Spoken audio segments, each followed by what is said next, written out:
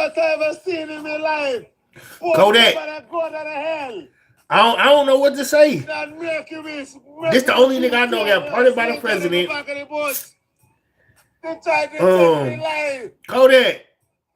Kodak. I'm real island man. I'm real island. You ain't never been with the mother. You ain't never been mother first by the fans at the border. God, like you had to go through border and forbidden territory across international state lines. Hey. I don't know, man. I don't know, Coach.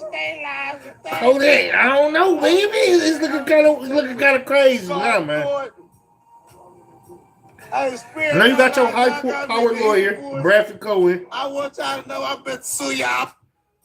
Y'all done had the goddamn smuggled for themselves across the state to be great. And then, hey, this is crazy. Shout out to the captain. He know captain know what's best. Yes, sir.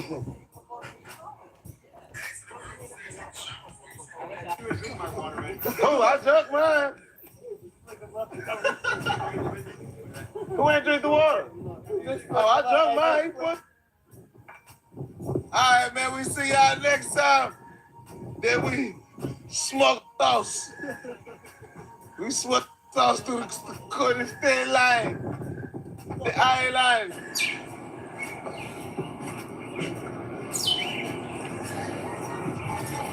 Like gangster move, on the side of the mountain. And I want to say this. He could have avoided this shit. From my understanding, he could have avoided this shit, man.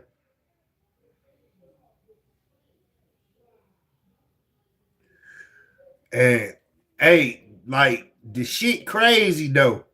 Like, he the only person I know. He the only person, man. He the only person I know that literally, bro, this nigga just got freed. He just got freed. He been going through his addiction. He got an addiction. The addiction is MDMA, man. That's his addiction, man. So if y'all want, it's that Molly, man. He been said it, man. He been said he been off the Molly, man. So that's his addiction, man. That's what got him caught up. That's what got him caught up. High, out of his mind, don't know what's going on. Well, he know what's going on, but we're gonna jump on that, man. We're gonna jump on that, man. Cause it's another level of stupidity, bro. What's up with you? You gotta have another level of stupidity. Like, and I mentioned, like, he had a chance to get away with it. He had a chance to skate. You know what I'm saying? Not be nowhere around this shit. So I asked myself, like, damn, bro, like, what the fuck is he thinking? Like, what's on his mind? What's on Kodak mind? You know what I'm saying? Because we about to jump into it, man. We about to jump right into it, man. I'm just sharing this, getting it out. You know what I'm saying? So y'all can help me get it out by liking, sharing, and subscribing. You know what I'm saying? And make sure y'all comment, man. I'm trying to get in the algorithm, man. I'm trying to get in the algorithm. You hear me? I'm trying to get in the algorithm. Get me in there. So when I go live, I ain't got to have this type of pause. You know what I'm saying? I ain't got to have a pause and go send it out. You know what I'm saying? I ain't got to have a pause and go send it out because I know my people jumping in and gonna fuck with me. You dig? I know my people gonna come. You know what I'm saying? Share it, clip me, send it up there through the ranks. You know what I'm saying? So that be the only reason why I have that pause. I have a pause like right here, and then y'all see me like this, trying to share it to all my platforms. That's the only reason. Cause I don't have nobody to be like, I'm gonna clip it up, I'm gonna do this. You know what I'm saying? And I be trying to work with motherfuckers and pay. Like I'll pay to get it clipped. I ain't, Ain't no shame my game. I'll pay to get this shit clipped. For real.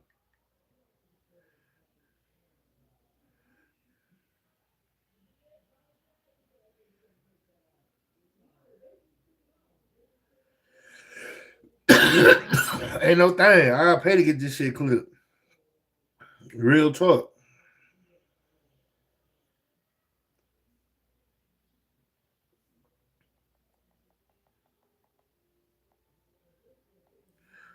But bro, trafficking.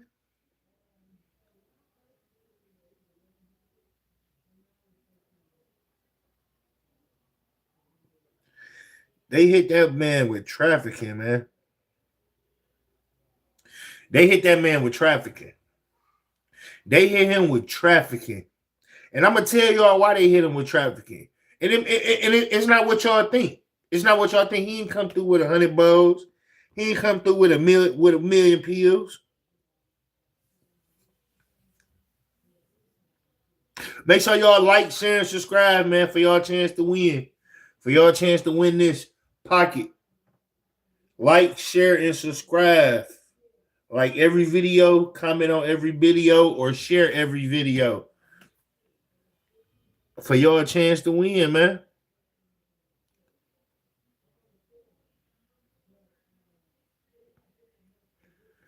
For y'all chance to win. Pocket 2 creator combo. It come with everything, y'all. It come with everything a nigga need.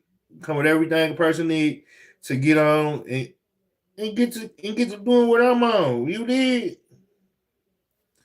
But all right, enough of that, man. Let's jump into this shit, dog. Make sure y'all like, share, and subscribe. Make sure y'all subscribe. We got a couple topics today.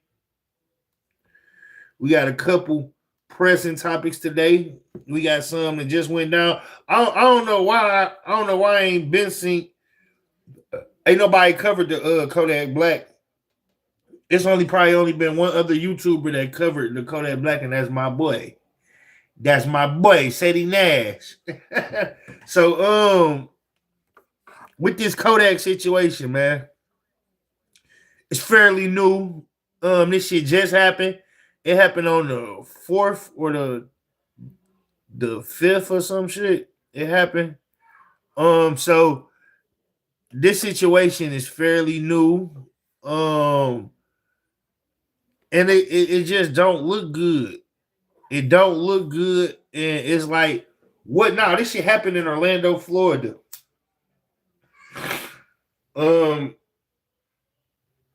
And I'm gonna give y'all a backdrop. Then we're gonna go in and see what Sadie Nash got to say about this shit. But I'm about to give y'all a quick analysis so y'all can know exactly like what happened.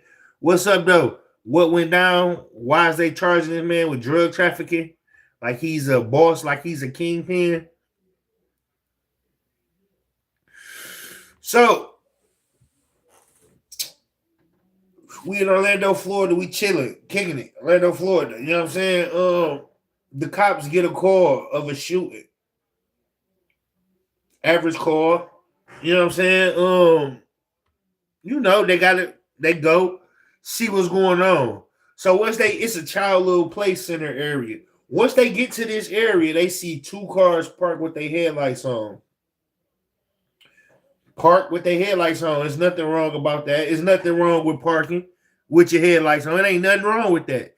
So the officer who came to check out the shooting said, that to him that looked suspicious.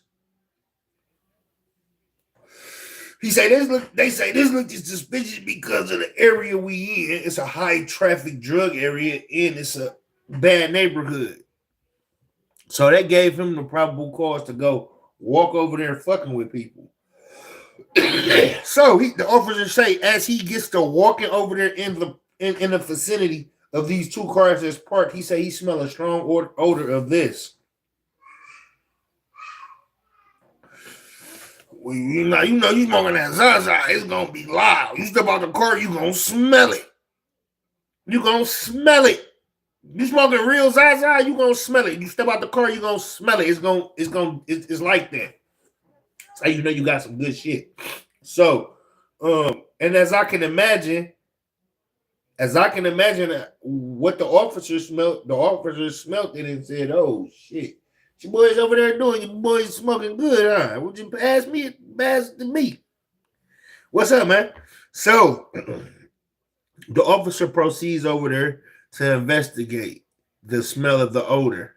You know what I'm saying? That gave him, I guess that gave him probable cause. So as he's approached the vehicle, this one vehicle, it was two vehicles. As he approached the vehicle, he's approached the vehicle. He's seeing stuff. He asks the passenger. He asks the driver, "Hey man, what's going on? Who out the bam?" Or the regular. Once they mess with your ass, he asking them the regular. Now he says, as him being a officer that's familiar with drug activity, familiar with all this shit, he said he sees he said as he's doing his surveillance of the vehicle, he said he sees certain things in the vehicle. $100 bill on the ground, on the floorboard of the vehicle with white substance on it. Now he said he's thinking in his head that, hey, that's not regular. That ain't regular. You know what I'm saying? But hey, it could have been some baby powder. It could have been some fucking powdered donuts. You know what I'm saying? For all we know, that's what it could have been. So with this being said, he said, okay, damn, he said he peeped that, boom, boom, boom. Mind y'all, Kodak Black is not on the scene. Kodak Black is nowhere to be found. He's not on the scene at all at this point in time. At this point in time, when the cop is messing with these two vehicles, Kodak Black is nowhere to be seen. Not in the area. None of this. So as he's inspecting the first vehicle, trying to see what's going on with the first vehicle, boom, he figured everything out. Okay, woo, we see everything. Boom, boom, boom. As it's another vehicle parked adjacent to this vehicle. It's a Lamborghini, a green Lamborghini parked adjacent to this vehicle.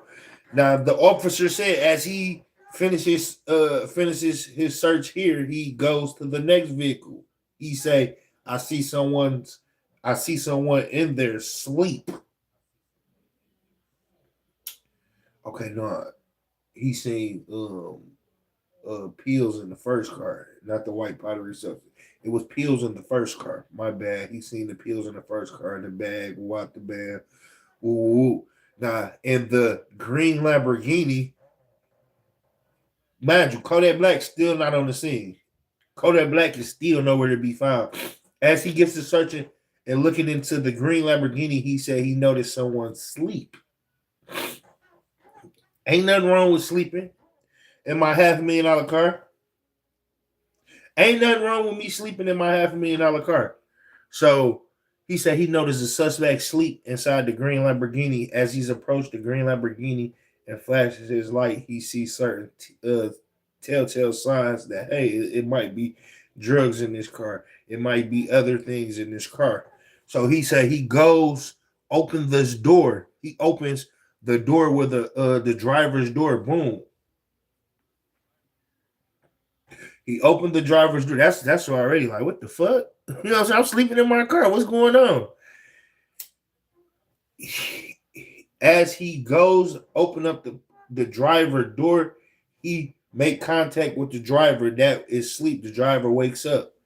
As he's with the driver, he said he notices, like, so as he messing with the driver, he notices the driver's shirt comes up. He sees the butt of a gun. Dude just typed in chat.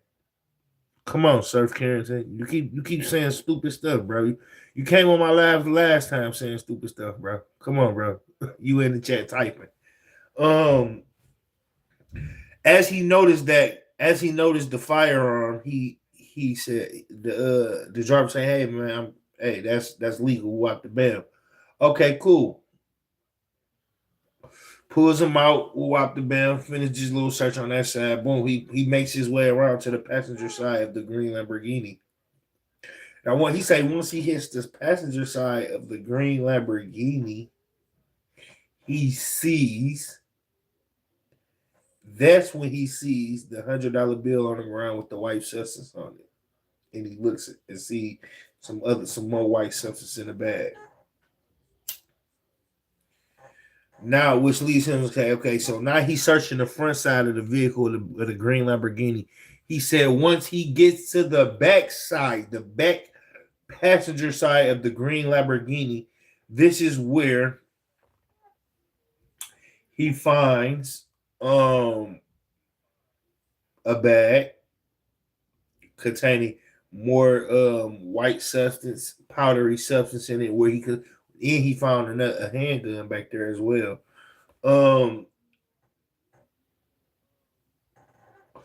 Something like 40 something grams. So in all this shit, 40 something grams of MDMA was found.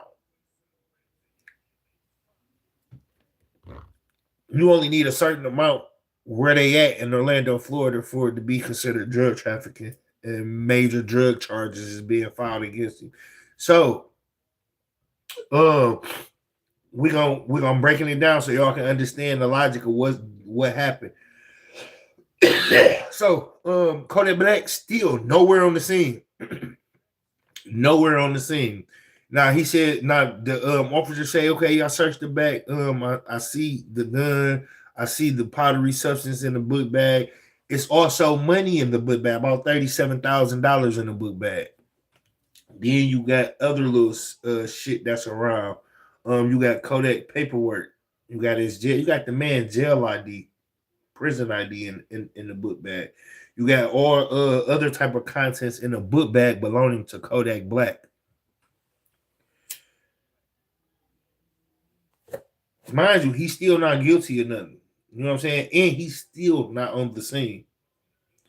So, boom, he walks up trying to get the money.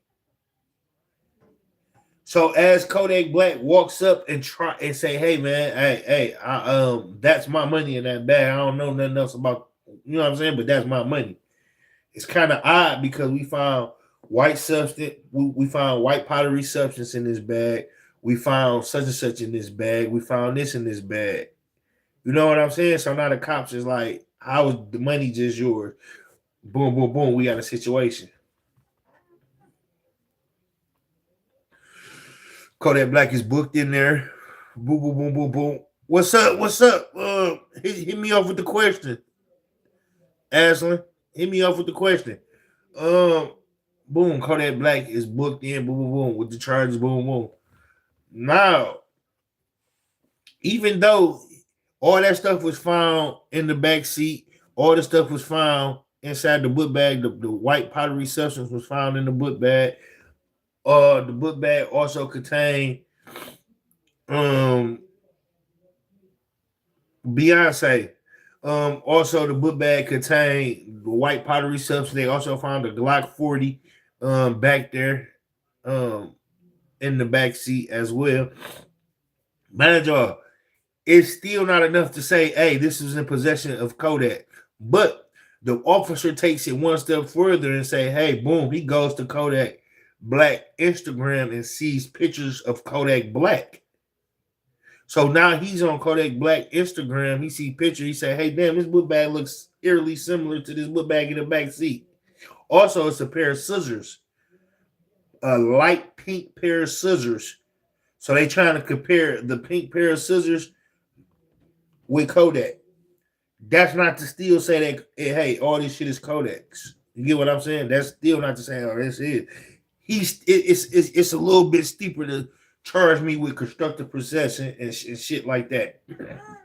And I'm not even on the scene. So it's like, with that being said,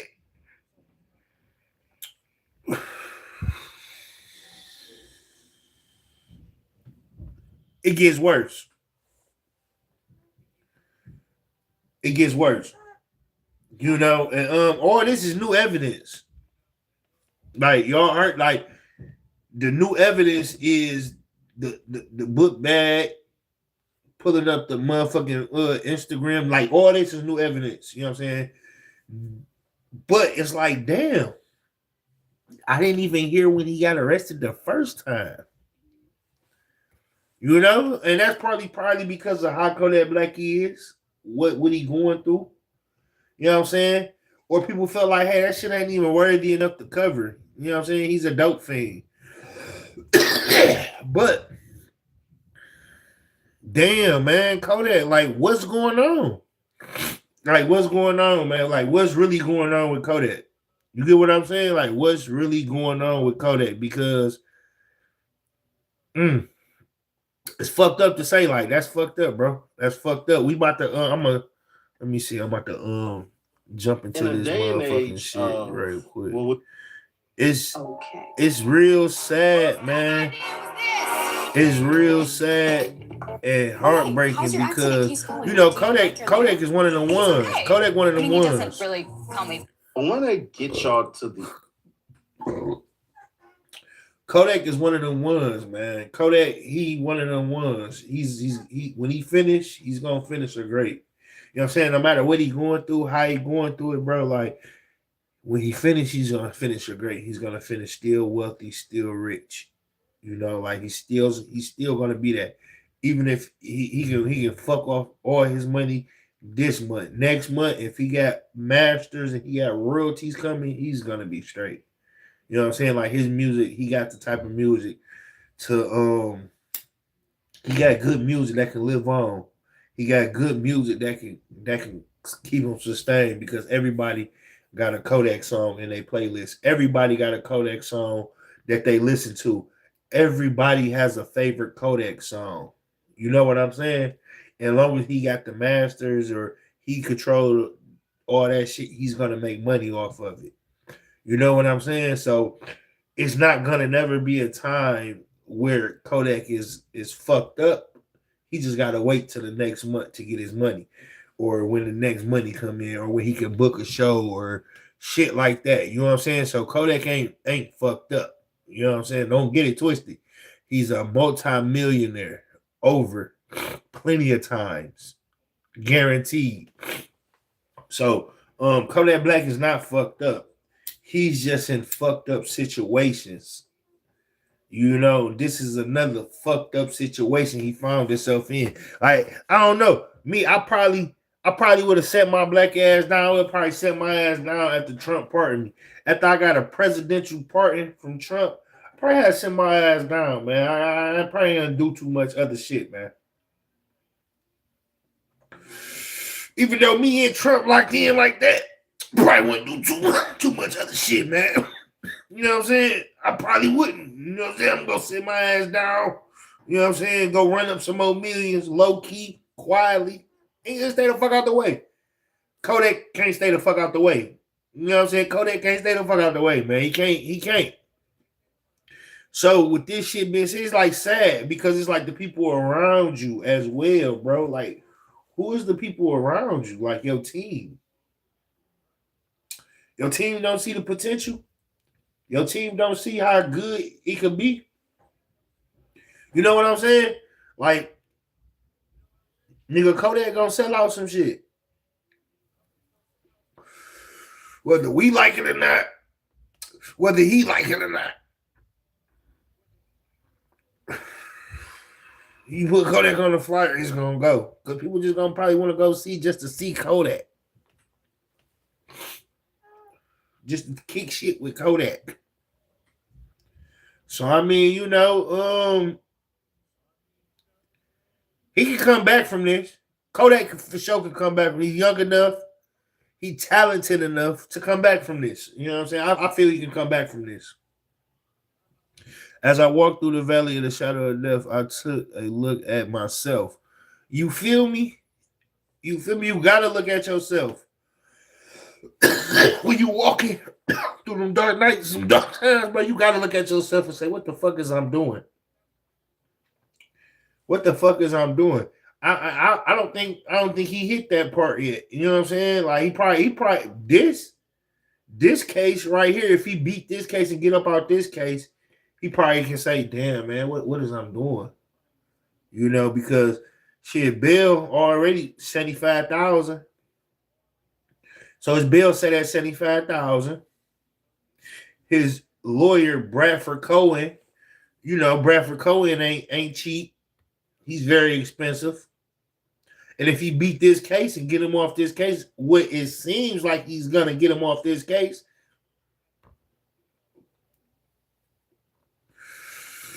Hey, you know that's gonna be a pretty penny. That's gonna be a pretty penny. Get him off this case. Get Bradford Cohen gonna charge a pretty fucking penny to get him off this case. They did the bail hearing. You know what I'm saying? He kind of did good on the bail hearing. You know, the bail hearing, 75,000. He can get out with 75,000. You know he gonna get out with 75,000. He got 75,000. He got that shit in the bank. You know what I'm saying? He walking around with 37,000 on him. You know what I'm saying? He got $37,000 walking around on him in the book bag. You know he got 75 in the bank. You know what I'm saying? So it's like shit. That's his bill. His bill at 75,000. But if y'all in here rocking with me right now, man, make sure y'all like, share, and subscribe, man, for y'all chance to win this Pocket 2 Creator Combo Series, man. Make sure y'all like, share, and subscribe. Y'all gotta subscribe, like, and share. Share every video, comment on every video, and like every video for y'all chance to win, man.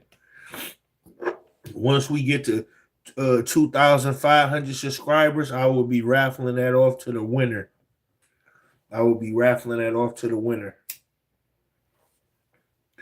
Whoever did that, liked every video, comment on every video, and shared every video.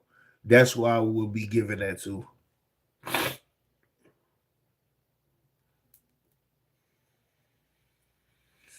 Yeah, living in a gangster paradise, man. Like, that shit over with. You got to come live in a tech paradise. Like, the tech paradise, the tech gangsters. Like, that's who winning right now. Like the niggas who winning right now, the gangsters, the extra tough ass niggas and shit, them niggas ain't winning, bro. The crash outs, the niggas that's gonna go spin a block, them niggas ain't winning right now, bro. They broke with guns. Them niggas not winning right now. The niggas who winning right now is the tough niggas who smart. Them niggas who winning. Tough niggas who smart. I'm talking about not street smart. I'm talking about book smart. With some street smarts. Them the niggas who's winning right now, bro. Because in the world right now, you living in right now, you just can't be one way, bro. You got to know a little something, bro, to get by. You got to have a little tough skin. You got to been through some shit. You know what I'm saying? Like, them the niggas who winning. Don't get it twisted. Everybody want to be a crash out. Everybody want to be a demon, spin the block. Y'all niggas not winning, bro. Y'all not winning, bro. Y'all barely gonna see next year, bro. Beefing with a bunch of nobodies, bro. I don't beef with niggas no more, bro. If I look at you, bro, and I feel that you ain't in my tax bracket, I ain't beefing with you. And then if I do beef with you, man, it's gonna be on some shit. Because look, I don't know you personally, you don't know me personally. I'm gonna holler at you behind the scenes. Hey, Playboy, look, I don't know you, you don't know me. Let's get this beef going, man. Let's get some money off this shit. You know what I'm saying? Just don't say nothing about my kids. Yeah, we good. Nothing about my mama. We good. We good. Shit, we good. Let's go get this money. Other than that, the fuck I'm beefing with you for? What is we beefing for, bro? I don't even know a nigga. I don't even know you niggas to beef with y'all on the internet. That's like I just did hopped out the chair one mic. I just did my song, of course. See or Rizzy, of course. I just did that song on hopped out the chair one mic. Bunch of haters. Bunch of niggas, bunch of motherfuckers coming on there hating. Oh, this shit weak. Oh, you suck. Oh, you. That don't mean shit to me, buddy.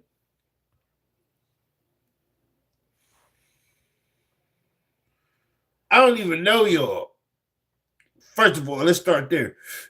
Second of all, when I go to you niggas' pages, you niggas ain't on shit at all, ain't did shit at all, or y'all some fake ass spinners. So that by you telling me this, I don't give a fuck, bro. You ain't live life.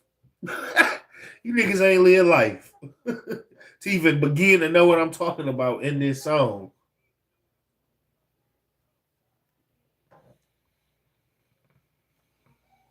Real talk.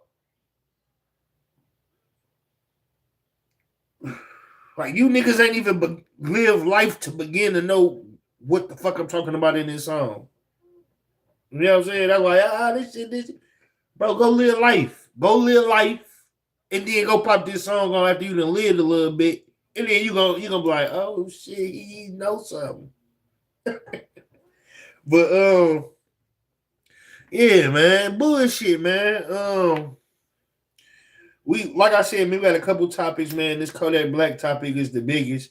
I don't see why ain't nobody covered it, man. I only seen one nigga cover this. Only seen one person cover the Kodak Black shit, bro. And that's crazy to me, bro. That's crazy. Kodak is one of the biggest stars we got, bro. And only one person covered this shit. Crazy. We about to get into what this one person had to say about Kodak, and he know it. He locked in. He know a little something. You know what I'm saying? So we gonna jump into this, and then we're gonna jump into our other topics, man. I got some shit. We're gonna jump into these other topics.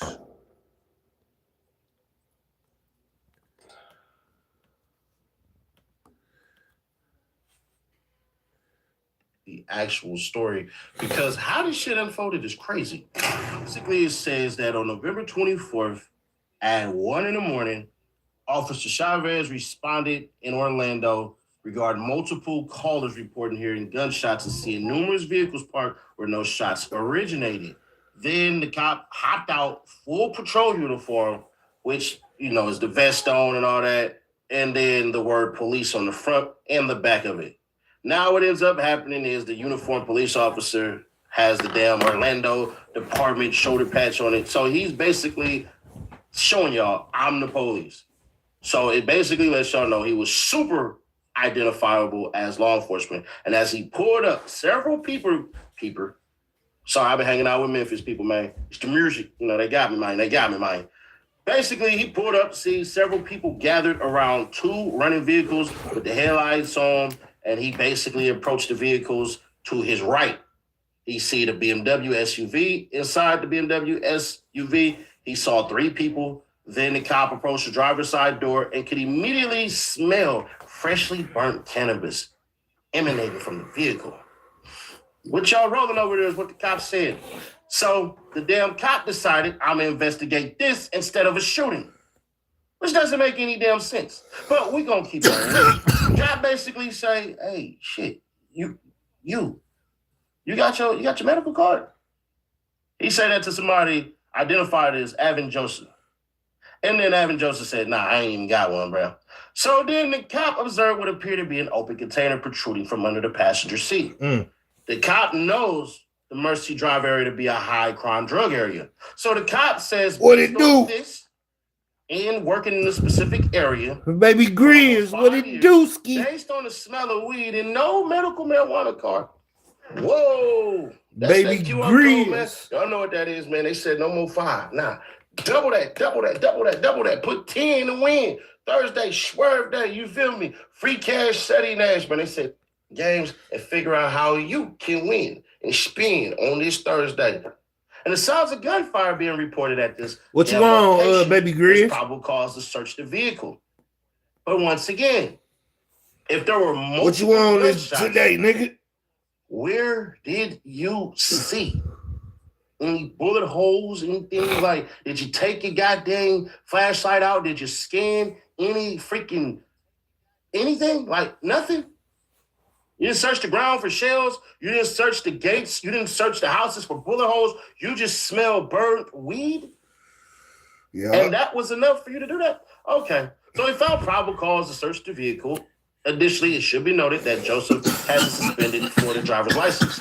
But sitting in the driver's side, Baby Grizz, what you doesn't been mean on, that he was fool? actually driving. Now, some could argue because the car was on or whatever the hell. But that's just like saying, well, it's hot as hell, so we turned on the AC. But whatever. So upon searching that BMW, the cop located a bag in the trunk containing 56 grams of cannabis in a sealed marked cannabis bag and a metal container containing a pink substance. Now, that pink substance, that pill, it tested positive for MDMA using an OPD-issued NIC kit.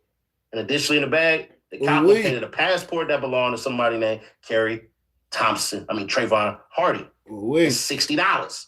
The money bag, weed, MDMA pills were placed in the OPD property as evidence. So they put it in an evidence locker and they said, oh shit, we done already crashed something. So while searching the BMW, somebody else pulled up. It's Kodak Black. Officer began the search. And what did he find out? Oh shit.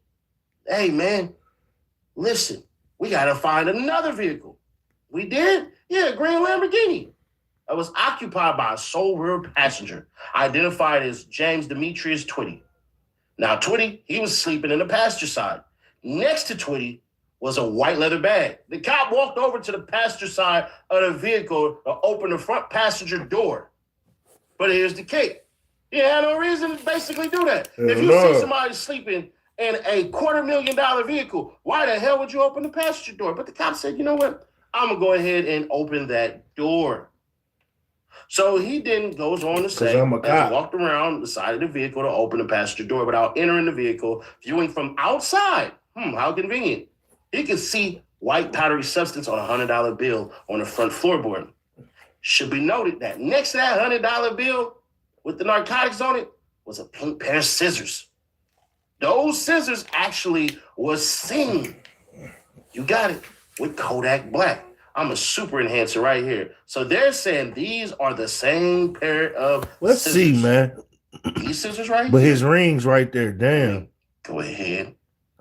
These scissors right here match these scissors that's already have the blue thing on it. Yeah.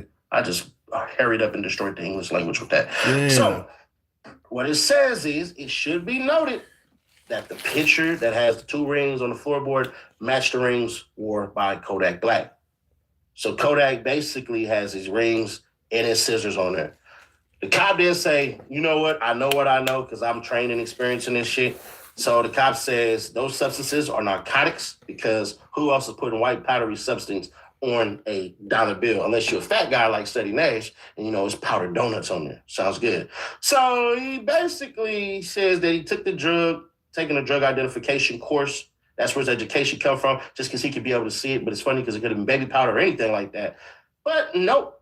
Furthermore, the interior of the vehicle smelled of freshly burnt cannabis. Based on this, the cop woke his ass up from the vehicle and conducted a probable cause.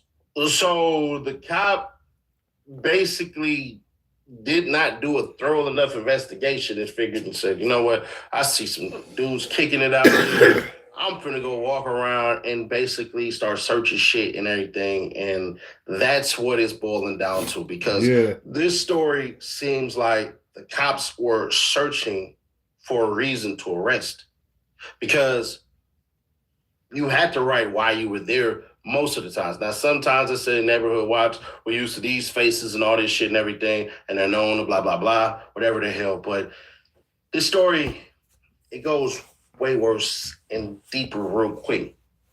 Check it out.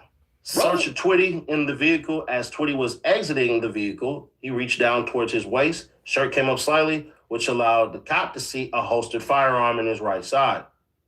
It was actually concealed. So he let the cop know, I got fire on me. So the cop got that thing on me. Decided that he said, I'm about to remove this gun so that you don't shoot me. So the Glock 19 9mm handgun bearing the serial number of CHDM 912, basically that this goddamn thing was ready to be converted. Why? I don't know. But let's read it word for word. He said, based on my training experience, it is my opinion that this weapon is designed to, or may readily be converted to expel a projectile by the action of an explosive. That's him showing off. Yeah, we know You put a shell over a piece of metal that can fit in there. You put some gunpowder there, and then you spark it, and pow, there it goes. The projectile fires from the nozzle of the firearm, and the shell expands out the side of the gun. Congrats, cop.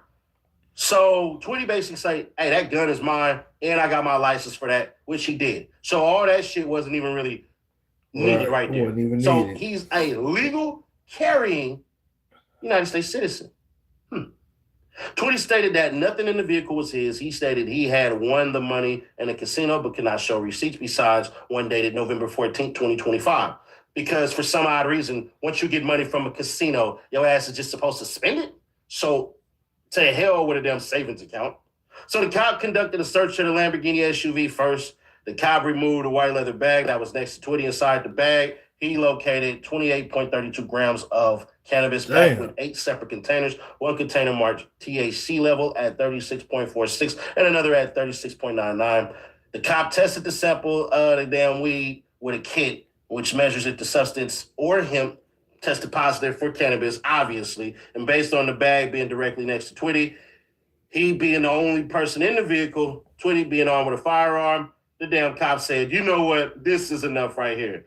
We're going to hit you with over possession of 20 grams and a concealed firearm and the commission of a felony. Damn. What that felony is, I guess we'll continue to find out. So he went on to search the vehicle even more, which resulted in another pink bag at the rear passenger seat being located by another officer, Sergeant Chase. Inside that bag, a plastic bag containing substance later identified by FDLE as MDMA was located. The bag weighed a total of 27 grams. Inside the same pink bag, the cop located $37,000 in multiple denominations, meaning there was hundreds, tens, 50s, 20s, probably a couple ones or whatever.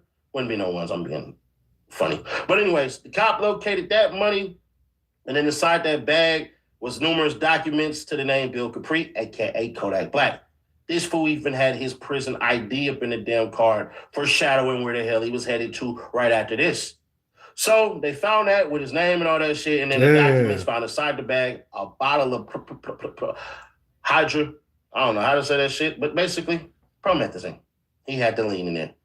And then alcohol level above 0.7% inside the bag as well. Bottle was turned over to OPD CSTS for later print processing. The sample of the contents of the bottle was taken in place in the OPD property. That's the evidence for testing a Frisbee was in the same bag because, you know, it's windy as hell in Florida with all the palm beaches and tornadoes and shit. The cop picked up 4 latent prints from the damn Frisbee. These will be submitted for testing. A tablet was located and submitted to the police department as well for latent print processing, basically saying, we're going to find out who this belongs to. The narcotics, money, documents, and Frisbee will all be entered into OPD property and evidence. The prints were not sufficient enough to acquire any matches because if you know, like we know, we've been lied to about fingerprints. So we want to see below another damn picture. That sounds fair? All righty, let's keep on going. You see the stupid ass shit right here. So as you can see, this appears to be the same bag. Located in this bag was a distinct lighter.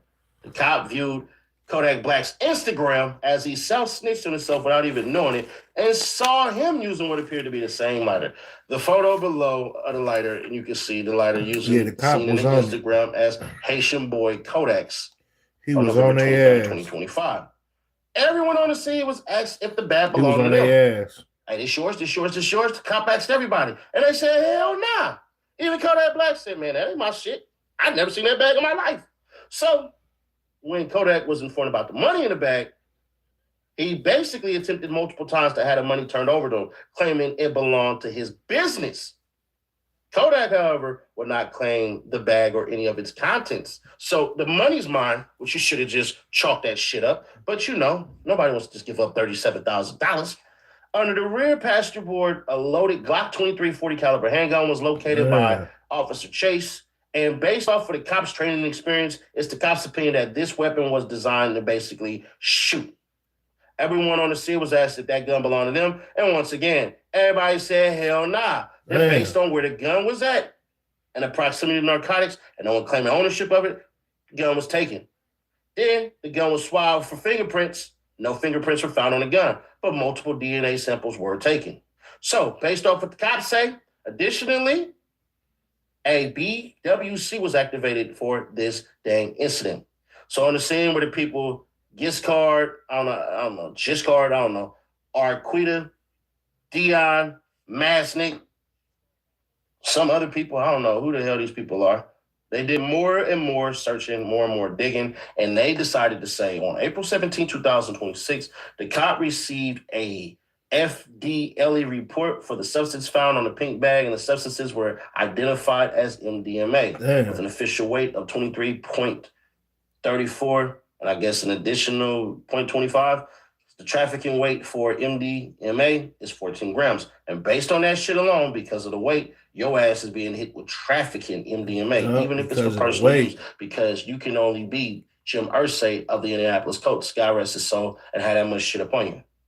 So based on all the evidence, the cop finds probable cause to charge Kodak Black with trafficking MDMA above or below 14 grams. No, what the hell is that? Greater or equal to, pardon me. Greater or equal to 14 grams, but under 200 grams. An arrest warrant was issued for Kodak Black, and that was on the 30th of April. 14 then they basically say, you know what, we're going to arrest him. He got arrested yesterday, and we find out today. He gets his bond, whatever the hell. But Cohen, he spins the story a whole entire different way. Not saying he's not supposed to. That's your lawyer. That's what he's supposed to do. But I found this to be interesting. Judge, this happened in November. Oh, before I get to that, we also self-surrendered for the court's edification. We self-surrendered. He was in California. I had him fly back specifically for this case. I was notified by the U.S. Marshal Service and given the opportunity to surrender him. U.S. Marshal Service was beyond professional in this case, just for the record. But if you read the affidavit that is attached to the warrant, Judge, essentially what happened here was there was two vehicles. Yes, sir. Neither of the vehicles are registered to Mr. Capri personally. An officer approaches the vehicles. One vehicle, he says, smells like marijuana. He searches that vehicle, finds something in that vehicle that is unrelated to Mr. Capri. The second vehicle, and he doesn't even see Mr. Capri on the scene at this point. The second vehicle, they then inspect. There's one person in that vehicle. There's two bags next to that person, both in the passenger side of the vehicle. One bag has drugs in it and some other items. The other bag has what he initially says, and he doesn't put this in his affidavit, he initially says that he tests it, and it tests as 27 grams of cocaine, which is just under the trafficking amount of 28 grams. When he then sends it in, allegedly, it becomes MDMA. So I also have his original report that says when he originally tested it, it tested as cocaine. Inside that bag, there's some items that he says belong to Mr. Capri, an identification and some paperwork. He then sends things off to get printed. None of the things in that bag come back to Mr. Capri as his fingerprints. I think there were several latent prints taken off. None of them match Mr. Capri. At that point, then Mr. Capri approaches the officer and is now on the scene, was not in the vehicle, and doesn't make any admission that the bag is his or anything like that. The officer then goes one step further and goes on Mr. Capri's Instagram, and on one picture in his Instagram, there's a picture of him standing next to a bag that looks like the bag that was in the car. Now, I know PC was already found, so I'm not going to argue PC, but it's really screaming at me, but I won't argue it. But I mean, the case law on this is so very clear. And I use two very, very, I think, esteemed cases. One of them is Edmond v. State, and the other one is McCrae v. State. And I'm just going to be very brief on it. Right. So let me ask you this before we get into the case. Yes. One, has a copy been given to the state? I'll give her a copy. I'm sorry. Because certainly last thing we want to do is have a hearing by ambush. I use these in a lot of the construction possession cases. So the Edmond case is kind of an amazing case. Police raid a house on a warrant. The guy's hiding in the closet with wet cocaine next to him in a hole that his head is within 1 foot of the hole. On the stove is cooking cocaine.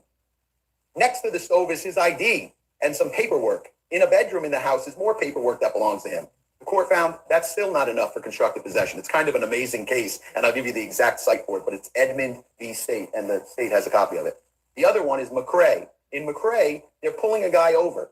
They pull him over, he jumps out of the car and makes a run for it. As he's running, the officer sees that he's playing with his waistband and makes a throwing motion. He puts him down on the ground, arrests him, and tells the other cop, hey, go back and see what he threw.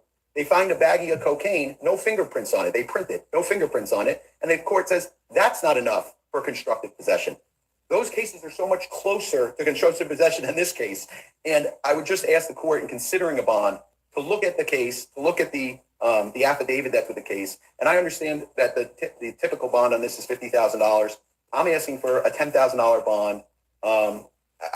I on my way here on the train, I was typing up a motion to dismiss. It's just there is not enough here. Right, and I'll stop you there. I mean, obviously, you know that the motion to dismiss is for another day. We're here for the sole purpose of determining bond and conditions of bond. Your client, and I appreciate it. And, I understand the arguments presented by your counsel. I think one of the things that was left out was, well, you weren't necessarily claiming ownership of the bag.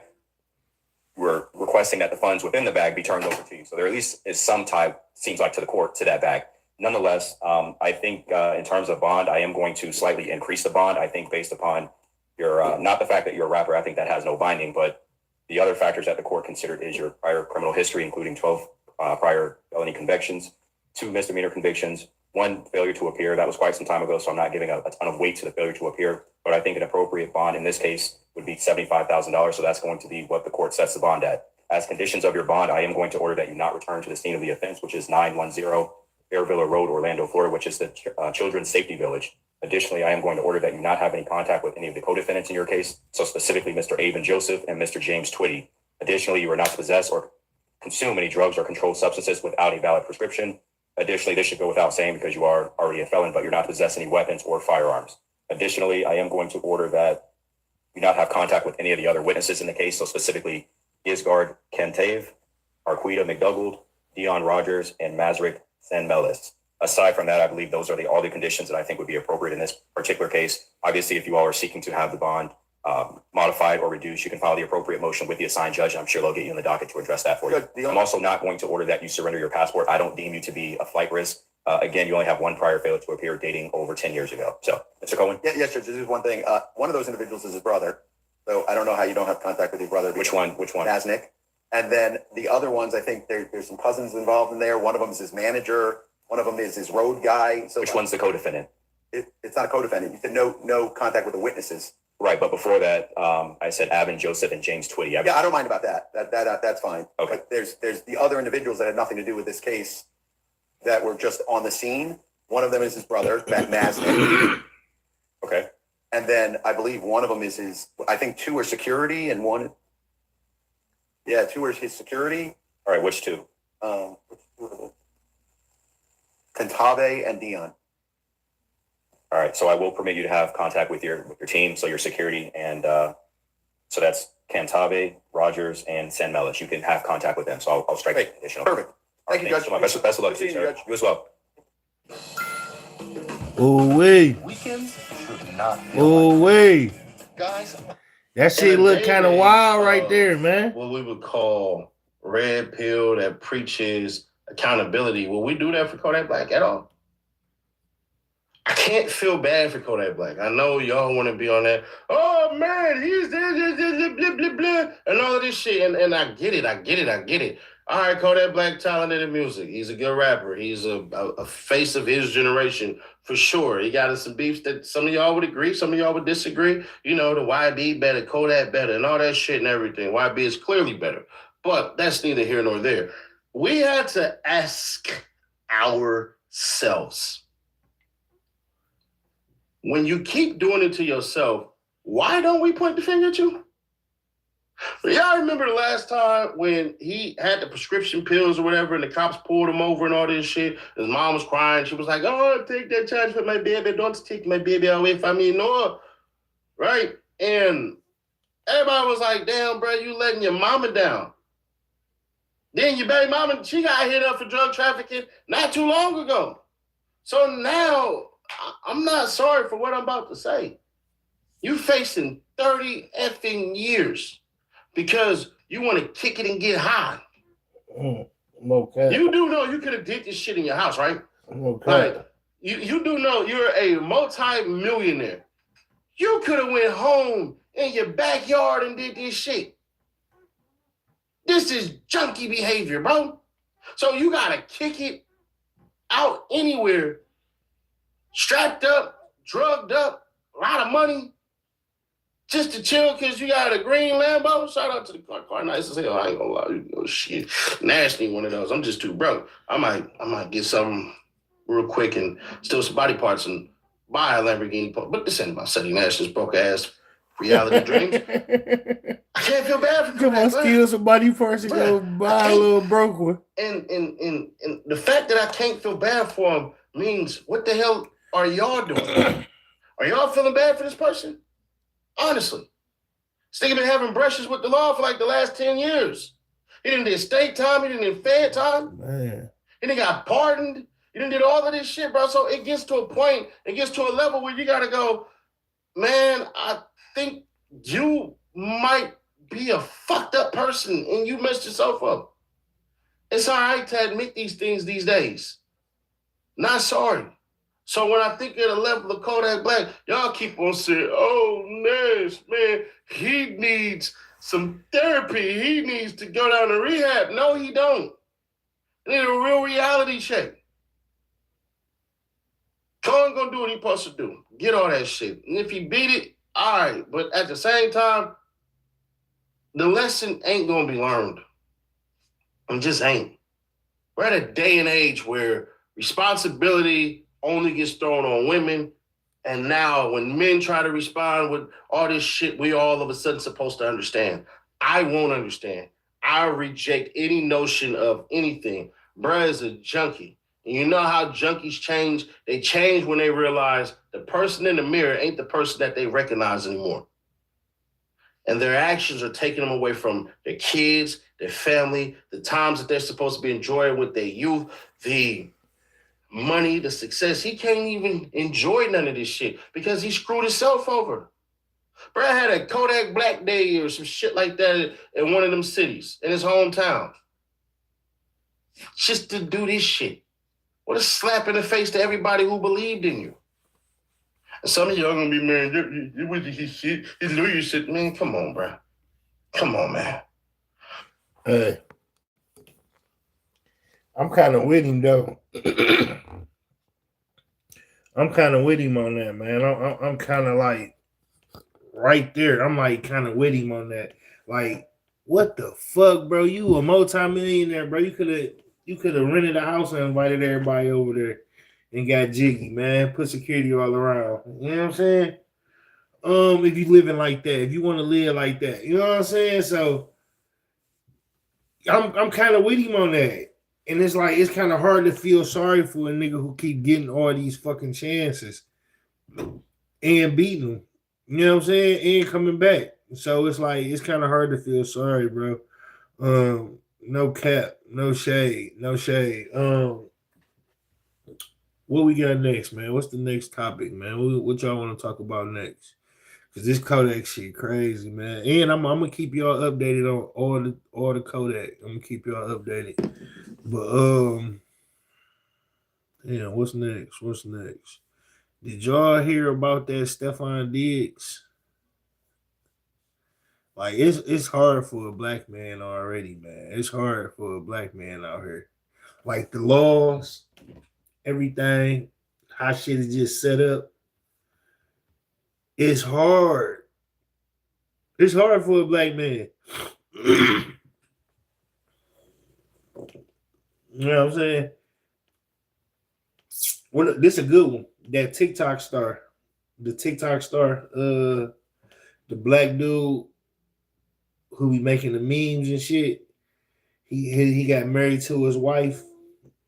Probably like a couple months later, his wife divorced him. And like, you know what I'm saying? Like, what the hell? She divorced him thinking she was about to get the money. But guess what? Because he rich. He real rich. She thought she was about to get the money, but guess what? He had everything in his daddy name. Everything in my daddy name. You know what I'm saying? So he put everything, all his money, everything he had in his daddy name. So that means when she got divorced, she had to give him half of everything. Because she had more money in her bank account. She had more everything. You know what I'm saying? At the time. So it's like, bro, that's a bad motherfucker, bro. That's a bad motherfucker, bro. Like the daddy, if the daddy was thinking that, or if he was thinking that, that's they out cold.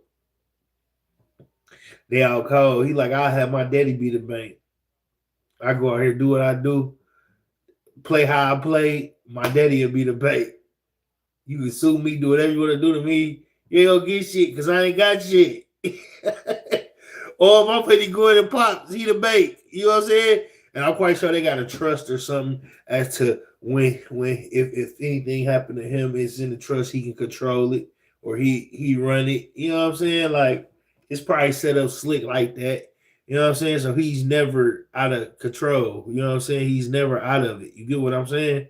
So that's slick though. That's slick though. She thought she was about to eat. She thought she was about to get on. You know what I'm saying? She know what she married. I married a fucking mega millionaire. You know what I'm saying? And she probably did. She did it for the money, for sure. She did it for the money.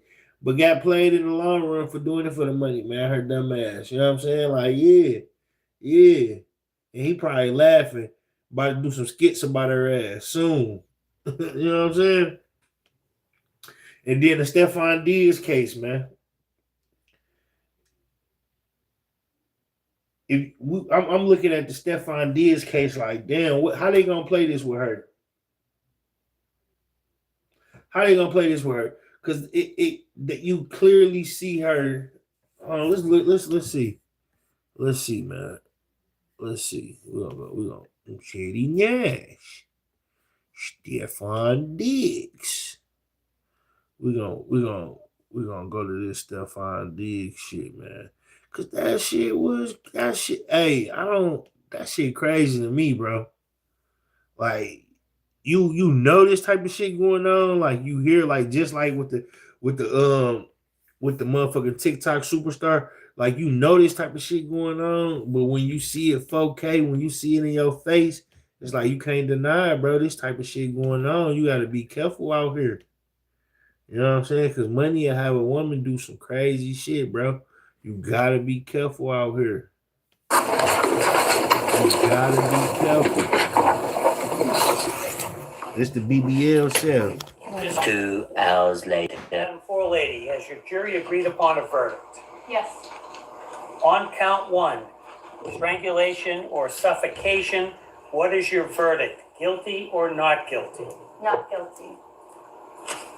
On count 2, the charge of assault and battery, what is your verdict? Guilty or not guilty? Not guilty. What other verdict would it be? Day 2 was worse than day 1. Let's get some highlights. 2026. You sent Steph's girlfriend a text message that later appeared on TMZ's website, correct? I don't recall. Just say that. Yes. And in that text message, you told Steph's girlfriend that you were so sorry, but you couldn't talk to her, right? Yes. And you told Steph's girlfriend in that text message, I didn't say that, especially in the way it was written. Yes. Right? And you were talking about the statement that you made to the Dedham police, right? It was a voicemail, and I didn't listen. I read the transcript, so I didn't know her voice. When you told Steph's girlfriend on January 1st, 2026. I don't understand the question. I'm sorry. I haven't finished my question. When you told Steph's girlfriend on January 1st, 2026, in a written text message, I didn't say that, you were referring to the statements that were reported in the press that you gave to the Dedham Police This shit Department, really correct? going on, I don't y'all. understand your question. Did you or did you not write those words? I don't understand your question. Without further explaining. You can't testify under oath to this jury what you meant by the words you wrote to Steph's girlfriend on This shit January real. 1st, 2026? I'm sorry, I don't understand your question without further explaining. When people do things like that, to the jury, it looks like they're trying to be slick. It's not as though she spoke with some weird ass context and trying to trip you up. She just merely asked you a question. Yes or no? Was that what it was or was that what it not? Damn. Yes or no? Or you don't know what. People who do that, they try to think that this shit is slick. And it backfires all the effing time. Matter of fact, her homegirl, we're going to play this little quick 4-minute clip, came in and destroyed her. We'll get back to her testimony. But I want y'all to see what her homegirl had to say because she ain't know nobody. She came in for the defense side. Roll it. Do you know Stephon Diggs? No, not personally. Have you ever met Stephon Diggs? No. Is Stefan Diggs a client of yours? No, Okay. Do you know Mila Adams? I do. How do you know Mila? I know Mila through Shy. Okay. When is the first time you ever met Ms. Adams? I have. When is the first time you met her? I want to say December 2nd into December 3rd. Around that time, that was the first time I met her in person, but I would have spoken to her on the phone on multiple occasions before. Okay. And did you talk to her, just the two of you before December 2nd? No, not just the two of us. We would always speak with Shy in the middle, so it would always be on Shy's phone. So I never spoke to her one-on-one prior to December 2nd. I see. Okay. So Shy and Ms. Adams had a relationship. That's correct. And then Correct. sometime, and you and Shy have a relationship. That's correct. And sometimes the three of you would talk. That's correct. Understood. And were these calls professional calls, business calls, personal calls? Personal calls. Okay. All right. So what were the circumstances under which you met Ms. Adams on December 2nd? So she said she was passing through to New York, and Shai told her, well, she could stay at her house. I just came from Atlanta because I had a job in Atlanta, and Shai told me that she would pick me up as we were coming in from the same airport. I, however, came in before Miss Adams, so I went to my family's house, and Shai picked me up from there with Miss Adams in the car. Okay. And where was your family's house? In Queens. All right. And that was the first time you met Ms. Adams? In person, yes. In person. Okay. Now, I take it you had been in Shai's car before. That's correct. All right. And can you describe her car, the outside of it? It's a white AMG. Okay. And can you just describe the inside of her car? She has a red interior. All right. Does she have any recording devices in her car? Yes, she has a dash cam in her car. All right. And can you describe what that dash cam looks like? It's a rectangular shape. She has it on the top of the windshield. Okay. So you can see it when you're sitting in her car? That's correct. All right. And did you know that dash cam was in there? I did. All right. Did you know that on December 2nd? Yes, I did. And you could see it when you were sitting in the car on December 2nd? Yes, I did. All right. After Shai and Miss Adams picked you up in, I think you said Queens? Yes. What did you do after that? We went to New Jersey. And what did you do in New Jersey? We was just chilling at the house. We bought food, girls' time. We was just hanging around watching music videos and stuff like that. And during that time, strange question, were the lights on? It was. Okay. When you were with Shai and Miss Adams at the house in New Jersey, did you notice any marks or bruises or redness on Miss Adams' face? I did not. Could you see her neck at that time? Yes. Did you notice any marks or redness or bruises on her neck? No, I did not. Did she complain at any point about soreness or stiffness or, soreness or stiffness? No, she did not. If you ever wish payday came sooner, Damn. this might actually help. There's a banking app called Current with a bunch of useful features. And one of the main ones lets you access up to $750 of your paychecks early. Just said you didn't have any of that stuff that you said you had on you. The red marks, the neck marks, the anything. Now, she's lighter toned, so You gonna see that shit. glaringly obvious if he smacked her. Right, you gonna see It that. just would have been. Y'all can say the stuff about the neck. Oh, he didn't choke her, or he did choke her, or he choked her. It just didn't show up then and there, right? All right, cool. I can accept that, which I really wouldn't, but I'll accept that. But what about the smack part? Let's bring her back on the stand. She got more dichotomy to just spew out on her. It's insane Also right now. asked Steph's girlfriend to quote, "Please call my mediator and she will answer everything you need to know, but only in person and confidentially." Right? Yes. Your mediator's name is Lynette Marie, right? Lynette Marie. Thank you. She's also known as Lynette Marie Turner. I don't know. You don't know your mediator's last name? I don't know her. She's married. I don't know her exact last name. Your mediator works for a company called LMT Global, correct? Yes, that's her company. You're on a man, coach? Yes.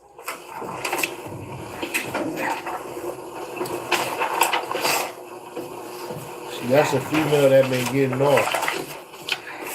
She been I'm getting showing you a off. corporate document from the state of Michigan. It is an What? amended annual report filed by LMT Global Corporation. Can you please read the name of the president of that company? Objection. Your mediator, Lynette Marie, issued a been money getting demand to Stefan Diggs on December 29th, the day She the been criminal getting complaint off. in this case issued, right? I'm not sure of the date. Well, may I approach, Your Honor? Yes.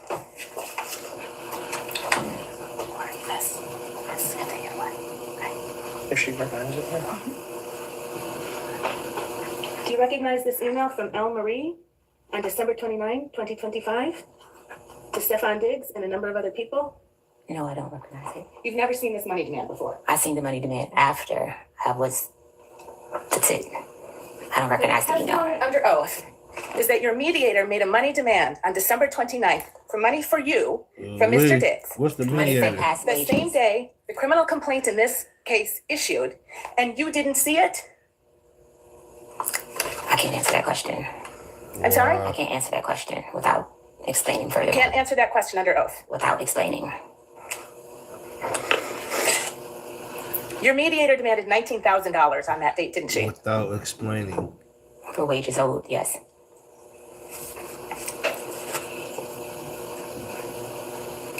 Your Honor, I move to strike that.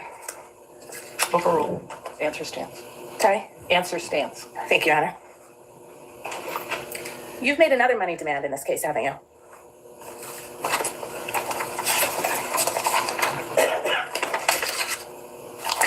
Actually, before we get there, the I didn't get a 19,000. chance to answer the question. Before we get there, Are you withdrawing your yes, question, your counsel? question is withdrawn. Thank you, Your Honor. After the money demand for $19,000 was provided to Stefan Diggs, Oh, she done did on February this before. 13th, you issued a public statement, She didn't you? done did Yes. this before. And in that public statement, you said, I have never sought money to settle this matter, right? I haven't. And by the middle of April, you had hired a lawyer to represent you, right? For workers' comp.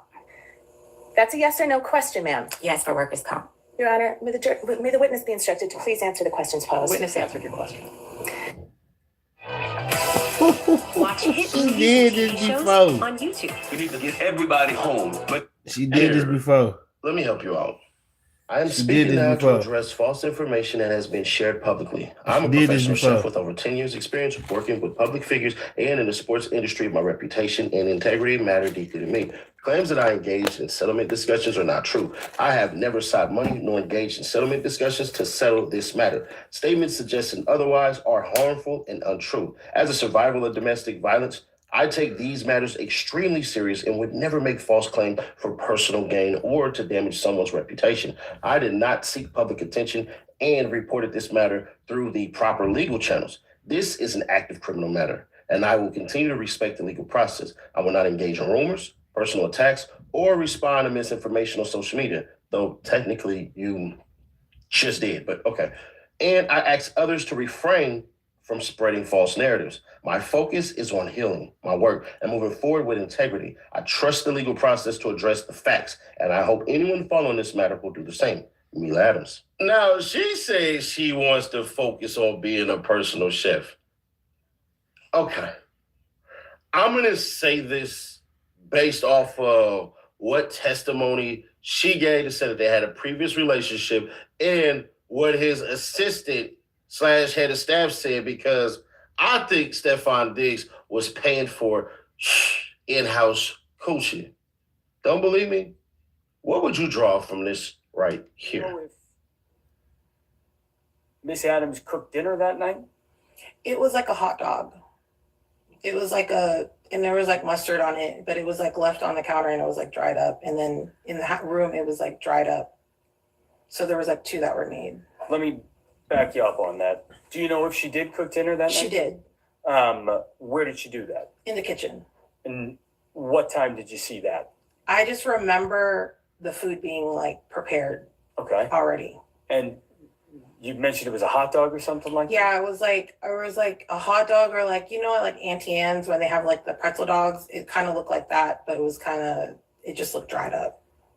Did you observe anything on her face? No, Anything on her neck? no, Did you see any redness or swelling? no, Was she crying at all? no. What was she doing?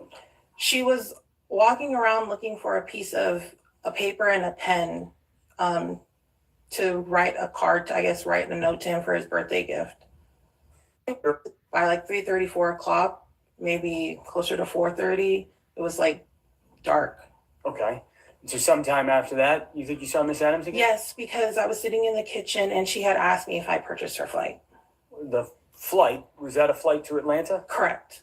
And when you spoke to her that afternoon in the kitchen, did you observe anything on her face? No. Anything on her neck? No. Did you see any redness or swelling? No. Was she crying at all? No. What was she doing?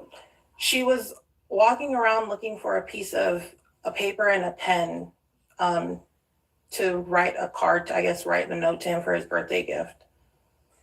When you say to him, is that to Mr. Diggs? Correct. All right, let's get back to this bad testimony. And for workers' comp, the lawyer you hired, is she sitting in this room right now? Yes. And she helped you prepare for your testimony in this case, right? She came to support me. She came to the meeting with the Commonwealth's lawyer to help prepare you for your testimony in this case, correct? I don't know how to answer that question. You can't answer that question under oath, ma'am? No, You met with the prosecutor last Thursday, right? With your lawyer, I right? was told to have a lawyer because you guys asked me to plead the fifth on some things. So I was instructed to have my lawyer come. So your testimony under oath is that the Commonwealth's attorney instructed you to bring your private lawyer? Or a lawyer that you guys offered a lawyer. So I brought my private lawyer.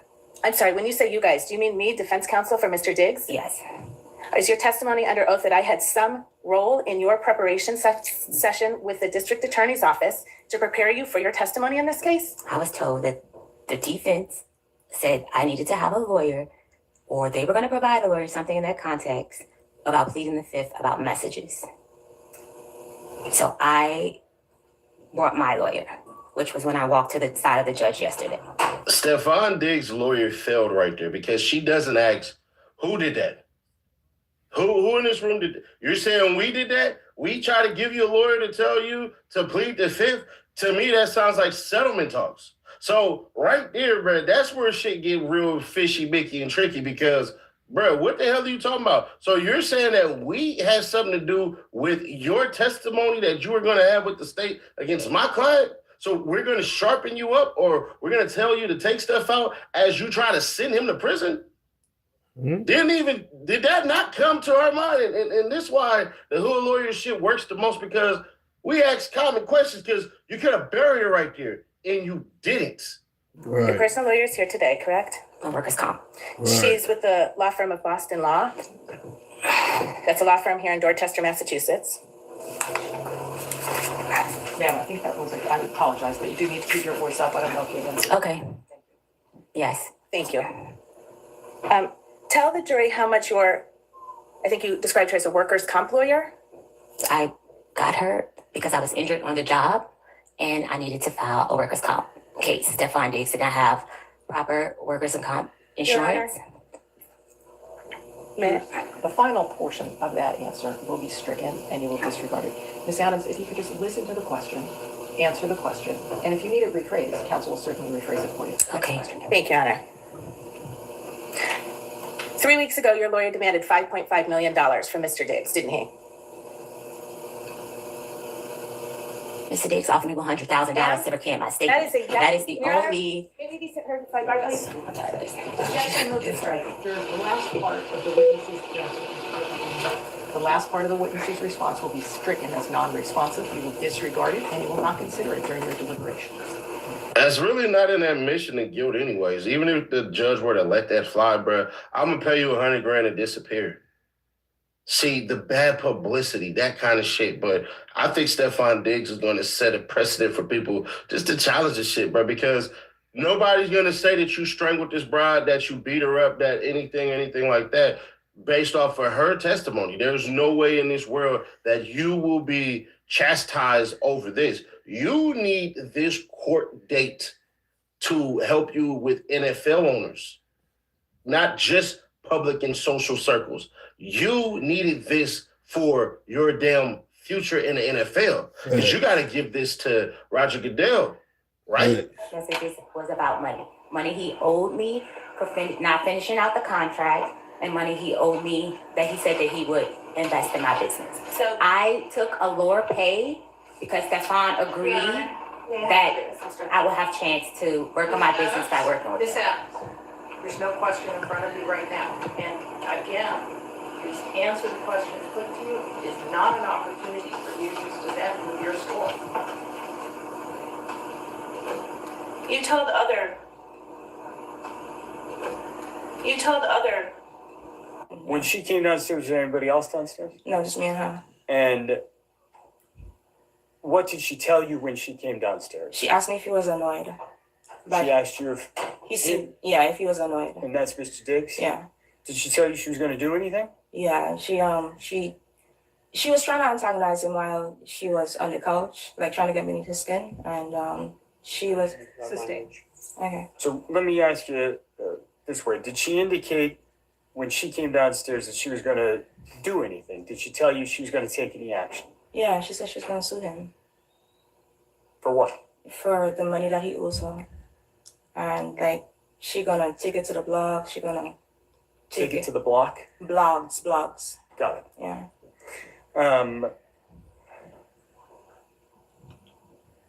It was like an hour-long conversation, so it was a lot. So. Let me stop you there. Oh, sorry. So, do you remember her saying that she was going to make him pay? Yeah. Of each other? Yeah. Did you actually see Ms. Adams without clothes on as you were getting dressed? With a towel on. Okay. Yeah. Did you observe any bruising, redness on No. her neck or chest? No. Did you observe anything on her face? No. I'm going to ask Ms. Silver if we can actually play the third video.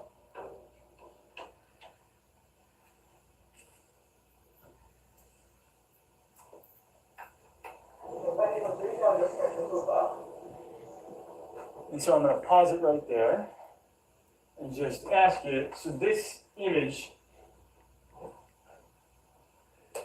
is that a fair and accurate representation of how Miss Adams looked that day on December 3rd? Yeah. That video kind of depicts how she looked. Yes. Thank you, Ms. Silva.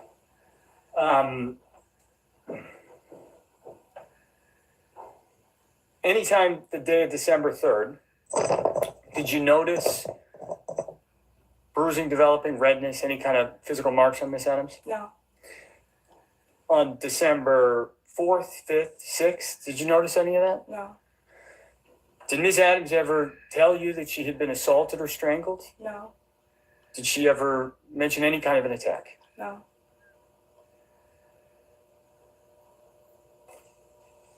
They never addressed anything as far as if she was W-2 or 1099. So I'm trying to understand why you needed a workers' comp type of person, unless you're talking about working in very dangerous environments.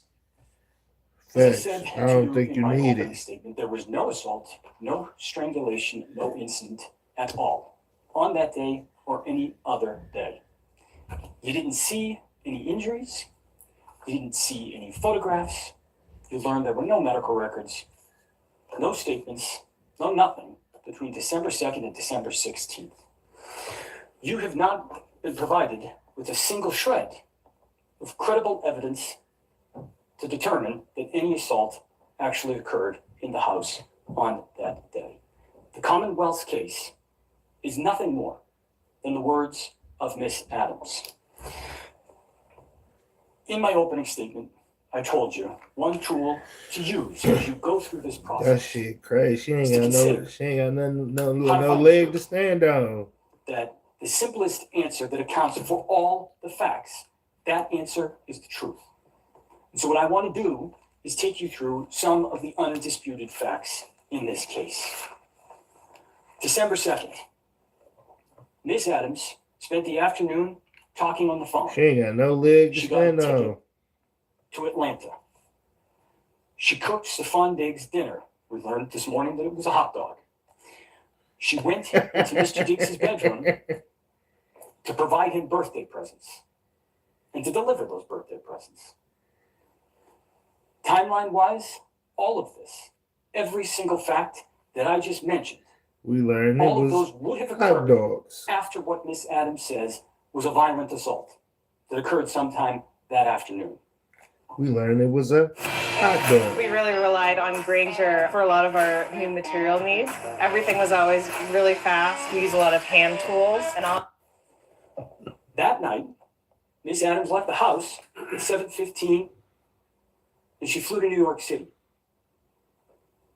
You heard that she told the police that she stayed with friends. You heard her describe whose friends they were. But you also heard her say that she had a ticket to Atlanta, purchased before she ever changed it to go to New York City. You saw videos of Miss Adams when she arrived in New York. You heard from the woman who picked her up from the airport, who also saw Miss Adams when she arrived in New York. You saw video and heard from Tali Moses, who spent the entire week with Miss Adams in New York. And you got to see how she looked. You got to see her face, you got to see her neck, you got to see the way she moved during the course of that week.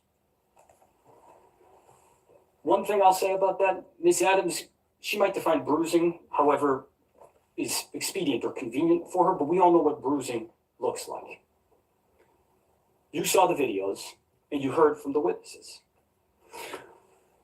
On December 5th, Miss Adams texted Stephon Diggs, "Hi, can you please approve my pay with finance, please and thank you."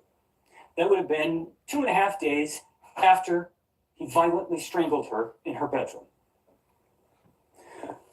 December 6th, you saw the video of her dancing.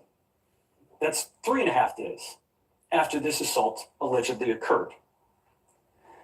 You heard that throughout the course of that week, from December 2nd to December 9th, Miss Adams didn't mention a single thing about any assault. About any kind. Ain't say nothing. The one thing you heard her mention was on the About afternoon money. of December 2nd, she told Shy she wasn't going to Miami.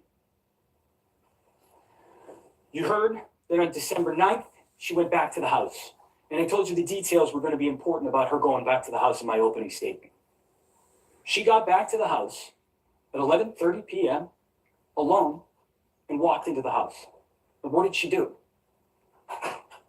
She didn't just go to Stephon Diggs' bedroom door and knock on it.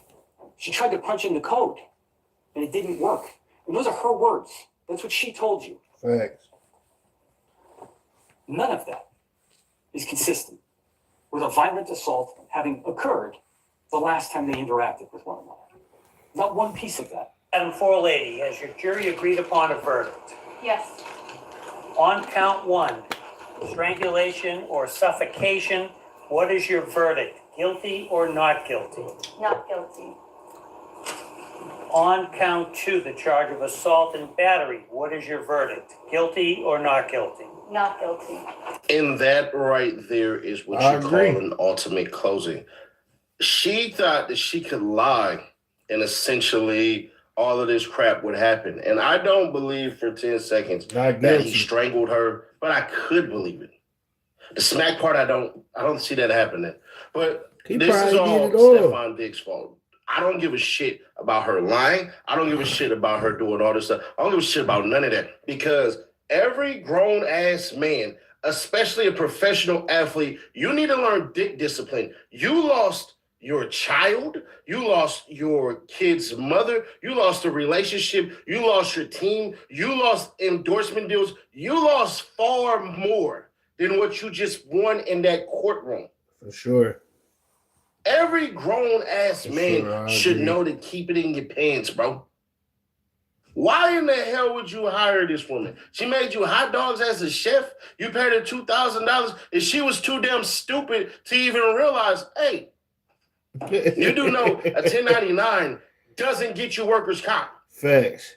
So you got paid regular. When the lawyer flat out said, yo, did you sign any type of resume or anything? Like, did you have any resume, any job application, any of this shit? No. No.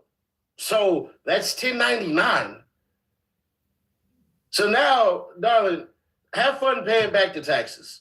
You sat in there in these people's faces and all this shit, and you lied. The best thing you can do is go try to tell your story and sell your story for the next week, and that's going to be what you get. Yeah. Every man that wants to mess with you afterwards will have this in the back of their head. You lied.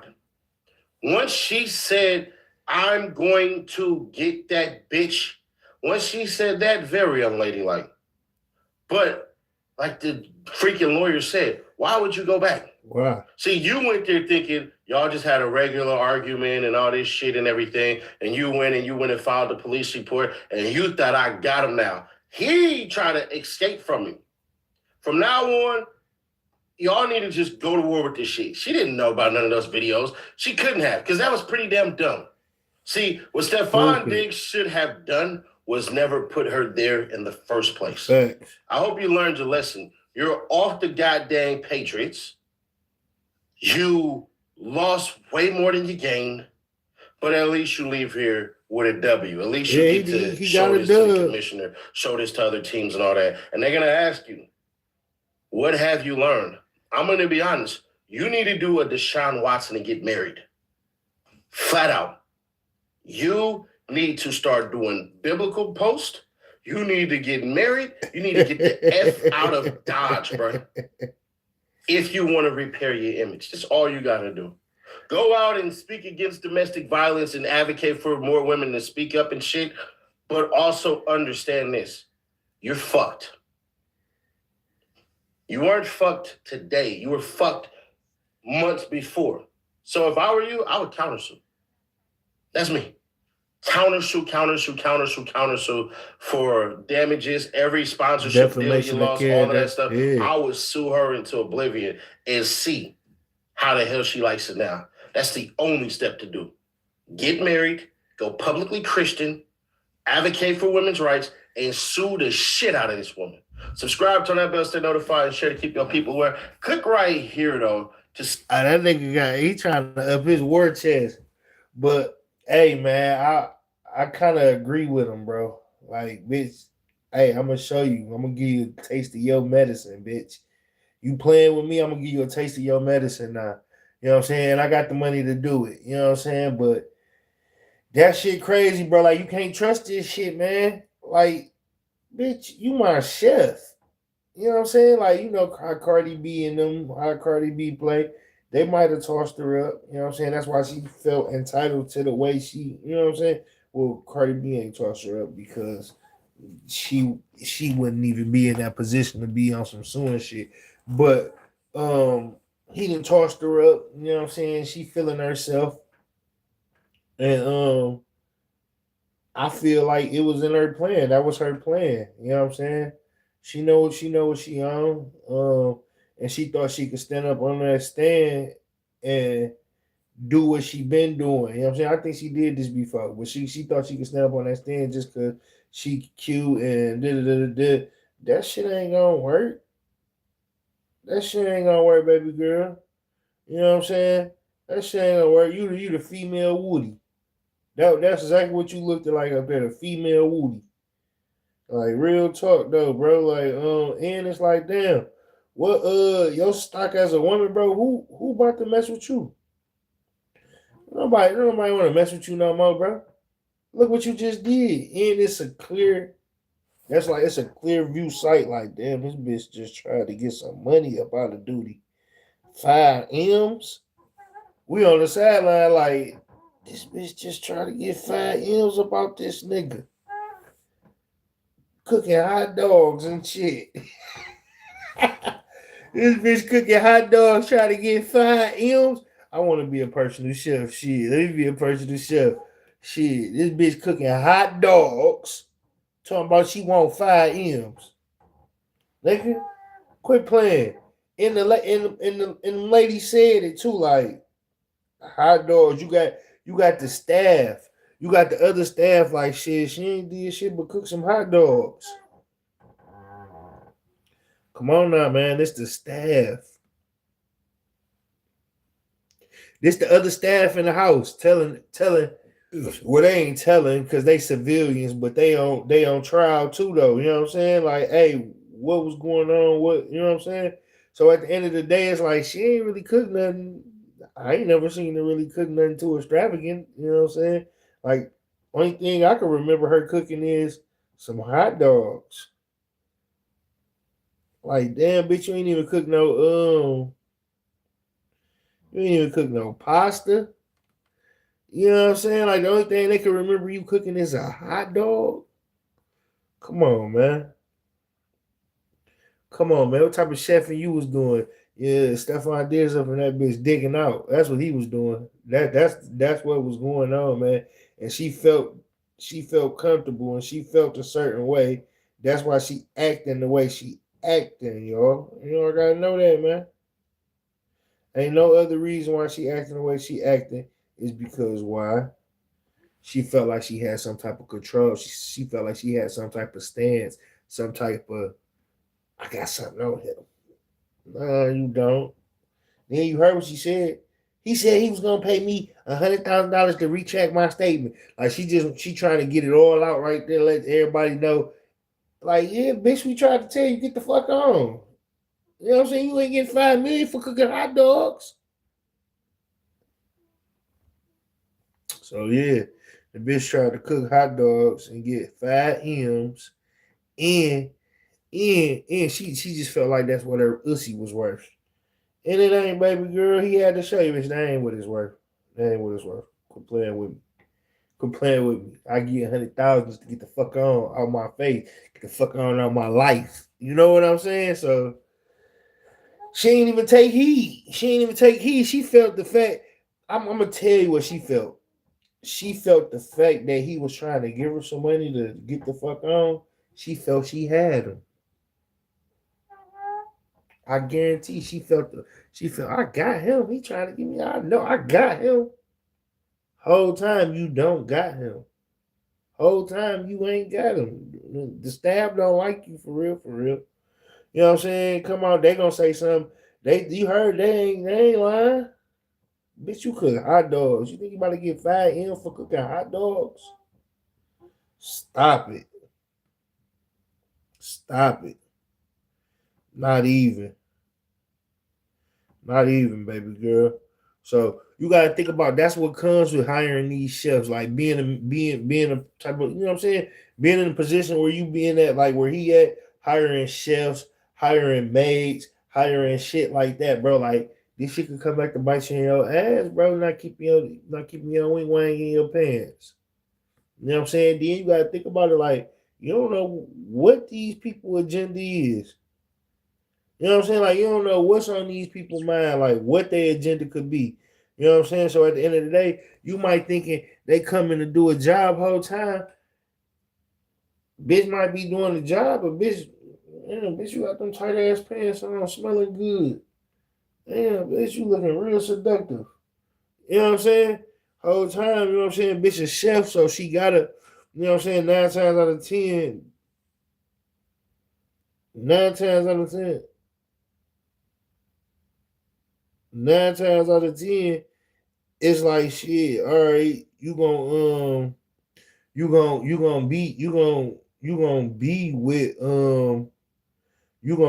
him. You know what I'm saying? Like 9 out of 10, you're gonna be with him a lot. You're gonna be around him a lot. So it's like I bet she was trying to run her play the whole time. You know what I'm saying?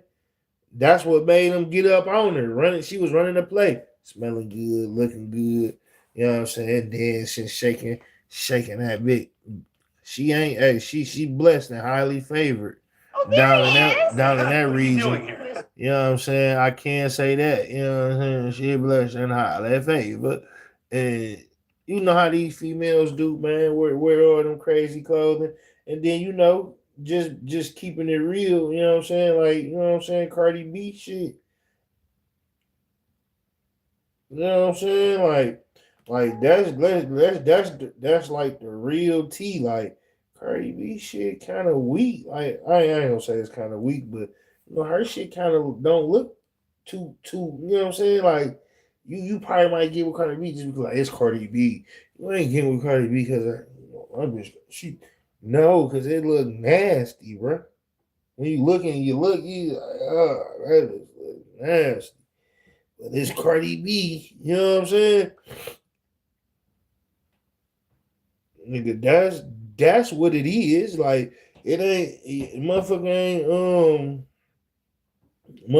going talking about motherfucker ain't going like yeah, looking at it because it's Cardi B. Motherfucker ain't going back there looking at it because she got a fat rumper Motherfucker looking at it like, hey, that's Cardi B. I'm about to be on Cardi B. You know what I'm saying? Like, that's why a motherfucker looking at it. So at the end of the day, you know what I'm saying? He see the chef, and the chef looking kind of natural back there, and is looking kind of right, and is looking better than Cardi B type shape. You know what I'm saying? Cardi B is just Cardi B. You get what I'm saying? Because when you look at the back, you like, hold on, man, that shit don't really look too good. You know what I'm saying? Real talk. Real talk, bro. So it's like, hold on, I'm gonna try to find a picture of it. Let me see if I can find a picture. Let me see. I'm gonna try to find a picture. Cardi B backside. Nah. Hold on. Hold on, let me try to find this picture. Damn. Cardi B back.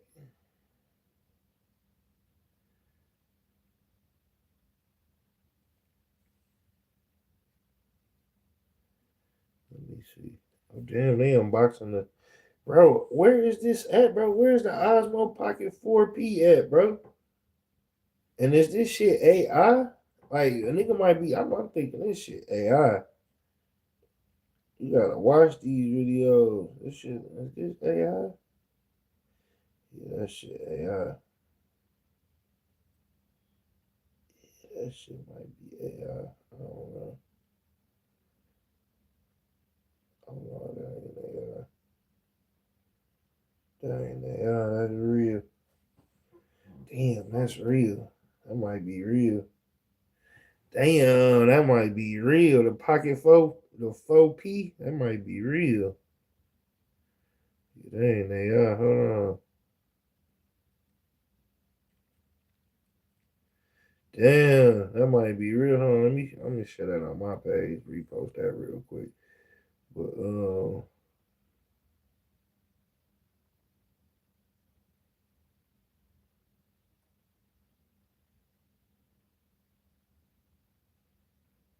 let me find. I'm about to find this for y'all so y'all can see. Cardi B. Cardi B.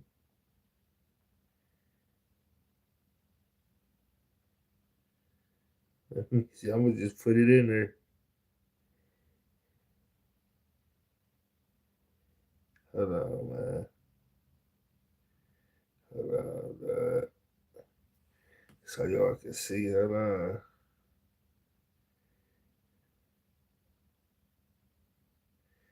Ugh. Kim Kardashian shit look nasty too. Hold on.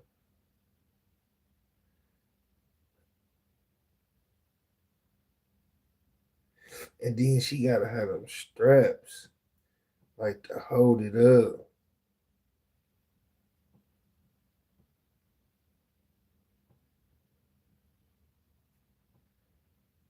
Hold on, man. Cause she gotta have the straps like to hold it up. And Nikki's look nasty too, man. I ain't gonna lie. I'm tell you the truth. Nikki shit look nasty too. Ugh, that shit look nasty too. And you wonder why Ice Spice and all them come out. Nigga be like, damn, because they shit look natural and good. You know what I'm saying? But I'm trying to find a good picture for y'all. It don't look like I'm gonna get one. They strike them bitches down. But bro, like no cap.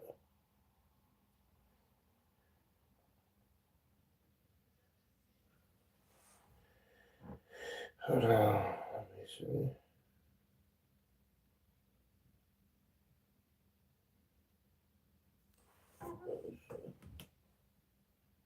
She gotta have them straps to hold it up so it look decent. Cause if she ain't got them straps, that bitch gonna sag. It's gonna look nasty. It's gonna sag.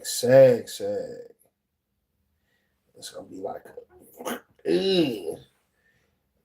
like no cap, bro. That shit is like you see Kurt. Look at Kim Kardashian. Hey, Kim Kardashian, man. That shit look nasty, bro. You ain't gonna tell me that shit look nasty, low key, bro. Some come through natural, rounded, come through. You hear me? Like what? You gonna smack that all day, bro. I don't care what you saying. Stefan Diggs, that's what he did. Like, damn, this chef, damn, this get over here. No cap, bro. I ain't gonna lie. I know that's what he did. I'm quite sure that's what he did, bro. Like, stop playing, man. Nigga tired of that, nigga tired of that extracellular and fake shit, bouncing on that shit. He tired of that shit. That shit, nigga, shit probably hurt. You know what I'm saying? Nigga want to feel something natural down there. You hear me? Real talk. So, you know what I'm saying? The Stefan Diggs shit, where we at with? What's the next shit on the topic, bro? He got acquitted. Not guilty. Not guilty. I'm fucking with it. Not guilty. You know what I'm saying? That's good, though, for a brother. You know what I'm saying? The not guilty verdict. I'm really done with that Blueface and Christian Rock, man. I ain't really tripping on that shit no more. Motherfucking YNW Melly, dog. They denied him again. They denied YNW Melly bond again, man. And at this point, man, this shit is crazy. It's clearly a vendetta against YNW Melly. It's clearly we see that with our own eyes. It's clearly a vendetta against him and what that young man is. You know what I'm saying? And I would say the vendetta would come from the police not being exonerated by the them going to trial, and that shit was nah. So I feel like the police is holding something against him. Really, and they shouldn't be holding nothing like that against him. You know what I'm saying? Because y'all did your job, y'all arrested him, took him to trial, and the trial came back not in your favor. So y'all want to keep holding him until y'all can convince or make it go in your favor, and that's not right. He should have been out of there years ago. You know what I'm saying? Like, that's just my take on the YNW Melly situation. He should have been out of there years ago. You know what I'm saying? The only reason he's still there is because y'all got something against that man for him really taking y'all to the box and punching y'all out. That's the only other thing I can figure, like, why he's still locked up, because ain't nothing new came about. Like, ain't no new evidence.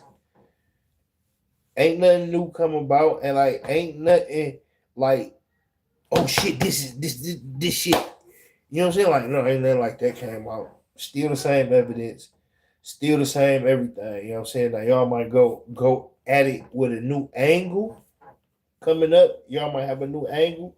You know what I'm saying? Now that y'all done walked through the whole case and did this, y'all might have a new angle, but ain't nothing new that came about though. So it's like, what is we doing?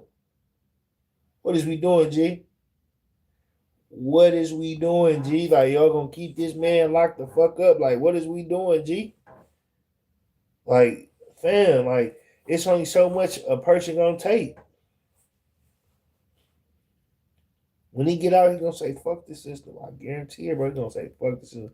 He damn near gonna spend all his money in lifetime when he get out saying, fuck this system.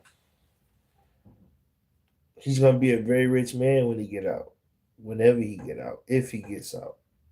But when he do, he's gonna spend all his time and money to say fuck the system.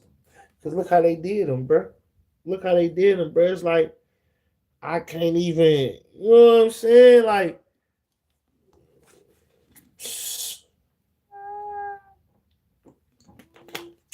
you got motherfuckers running around getting off, getting off on shit that's way worse. I mean, way worse than what he. You got people running around getting time, getting out of jail on way worse shit than what he. Just imagine this. What I need y'all to imagine. YNW Melly case, right? Look at YNW Melly case, and then look at thousands of other cases that motherfuckers got locked up for, that went to jail, got out. That's worse than or just along the same lines of what he got locked up for.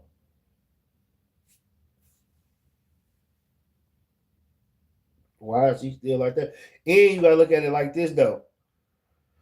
Out of all them cases that people in trial, I bet they didn't caught bonds. I bet a lot of them people and a lot of them other cases they didn't call bonds. They was able to bond out. They was able to bond out and go home and fight it from the house. On either way worse charges or the same exact charges, same about charges. You get what I'm saying? So when you ask yourself, like, damn, why he ain't got a bond and it's 7, 8 years later? And he had a mistrial.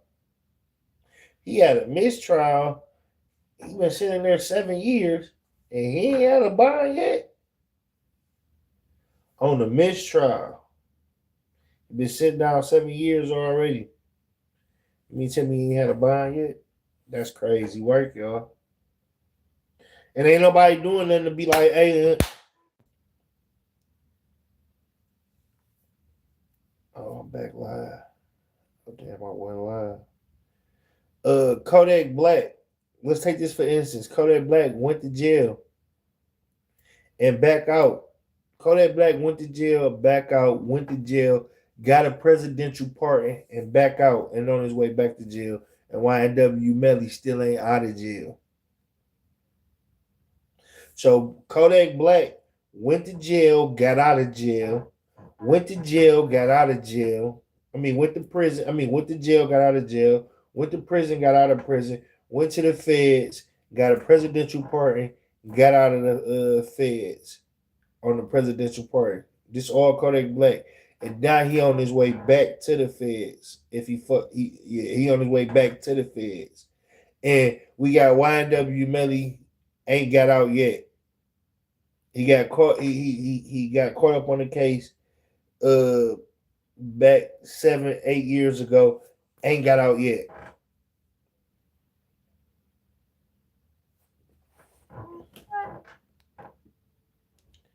Do the math.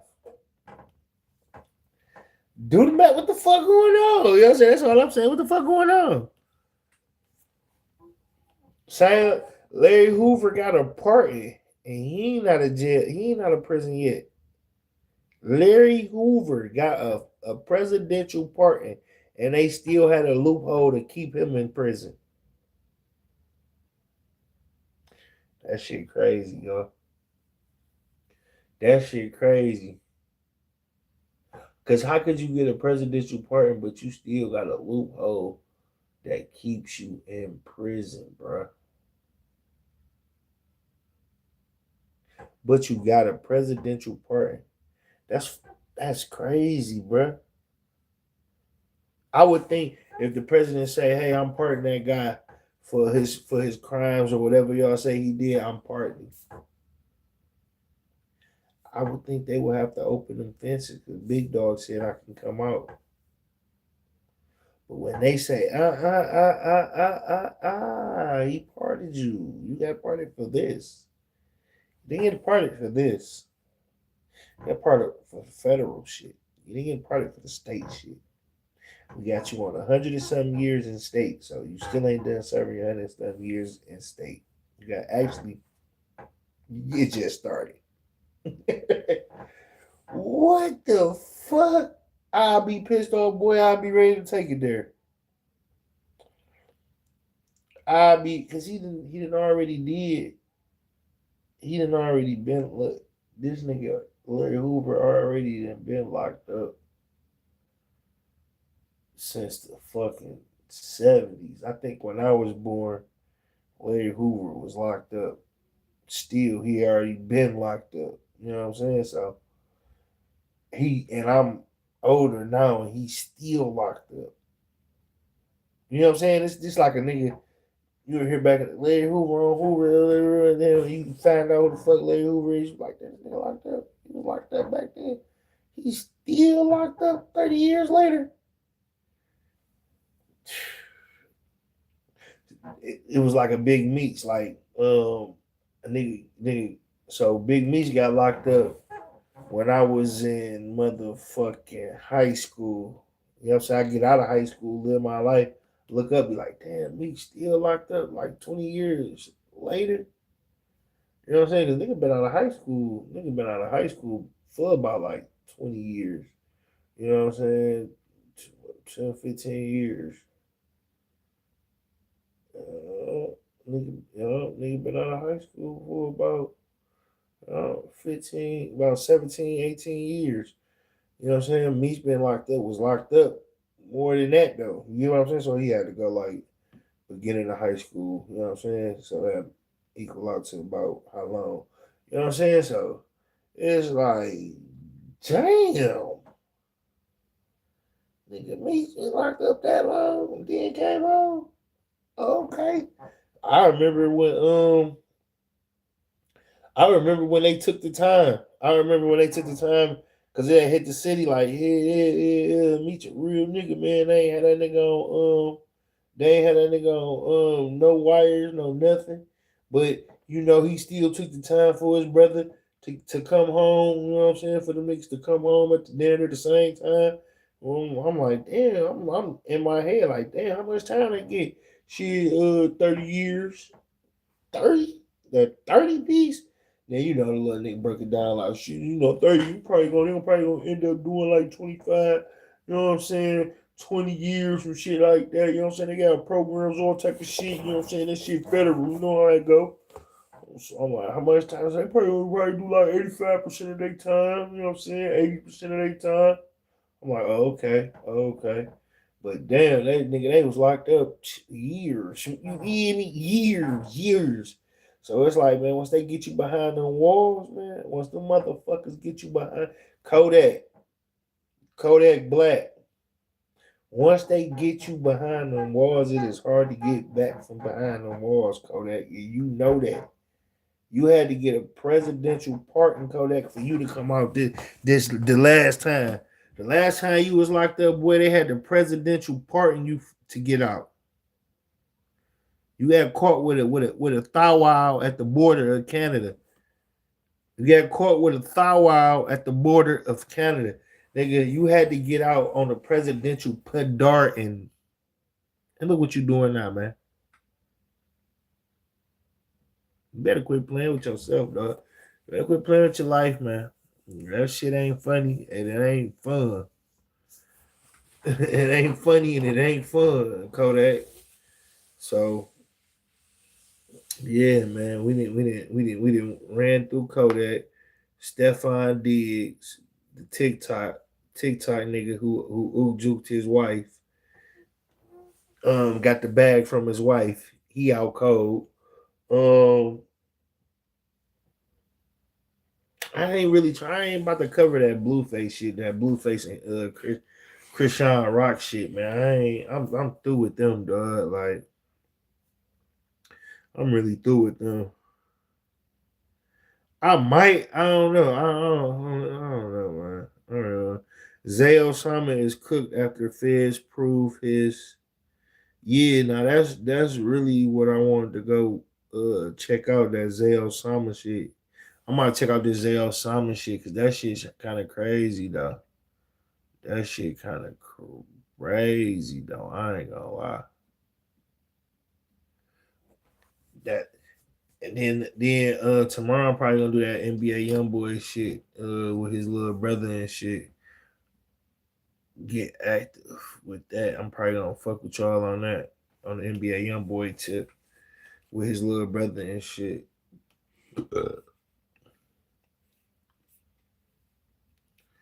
Nigga, I don't care. Y'all nigga quiet. If I'm quiet, whatever, I don't give a fuck, man, because nigga DDG done just went to sleep on his stream, all type of shit. His stream and lagged out, all type of shit, man.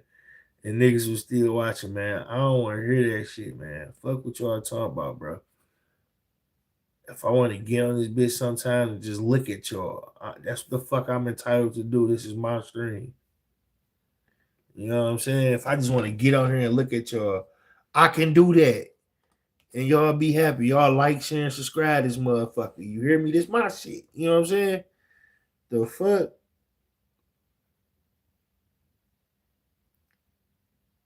Shit was crazy, nigga. I was looking at that shit like, damn, this nigga done went to sleep on stream.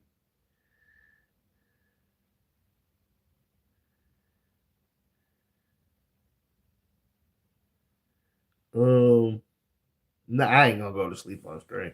But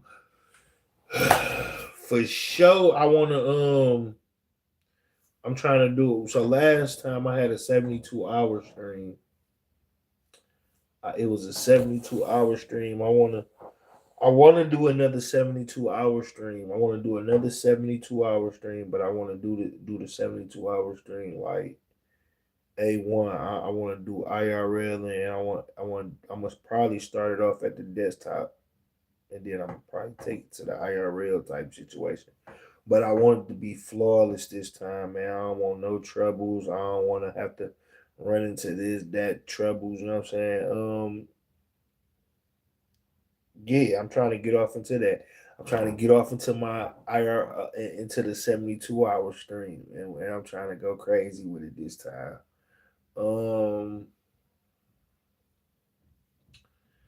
Other than that, and I'm gonna be on multiple. I'm trying to do it on the multiple platforms. I'm trying to do it on motherfucking YouTube, and I'm trying to do it on Twitch. I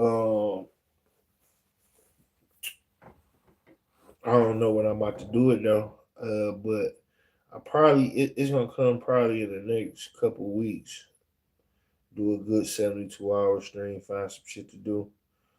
Probably shoot down the motherfucking Kentucky.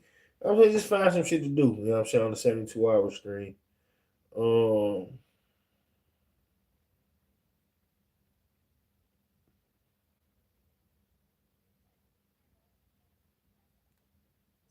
Diggs' chef just got cooked on the stand. Diggs' lawyer proved that his personal chef had indeed been paid for 2 of the 3 weeks she claimed she had not been. This dirty bitch. I can't answer your question. They sent payments 11/7 and 11/21, totaling This $4,000. dirty bitch. See that? The chef was also seen dancing after she was allegedly Dirty strangled, bitch. with the video being shown in court. Diggs' personal chef also admitted that she allegedly deleted some of the text messages she had provided earlier to police. Dirty bitch.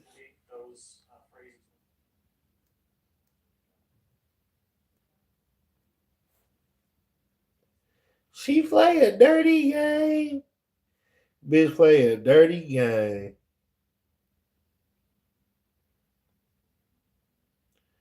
That's crazy. That bitch play a dirty game, dog.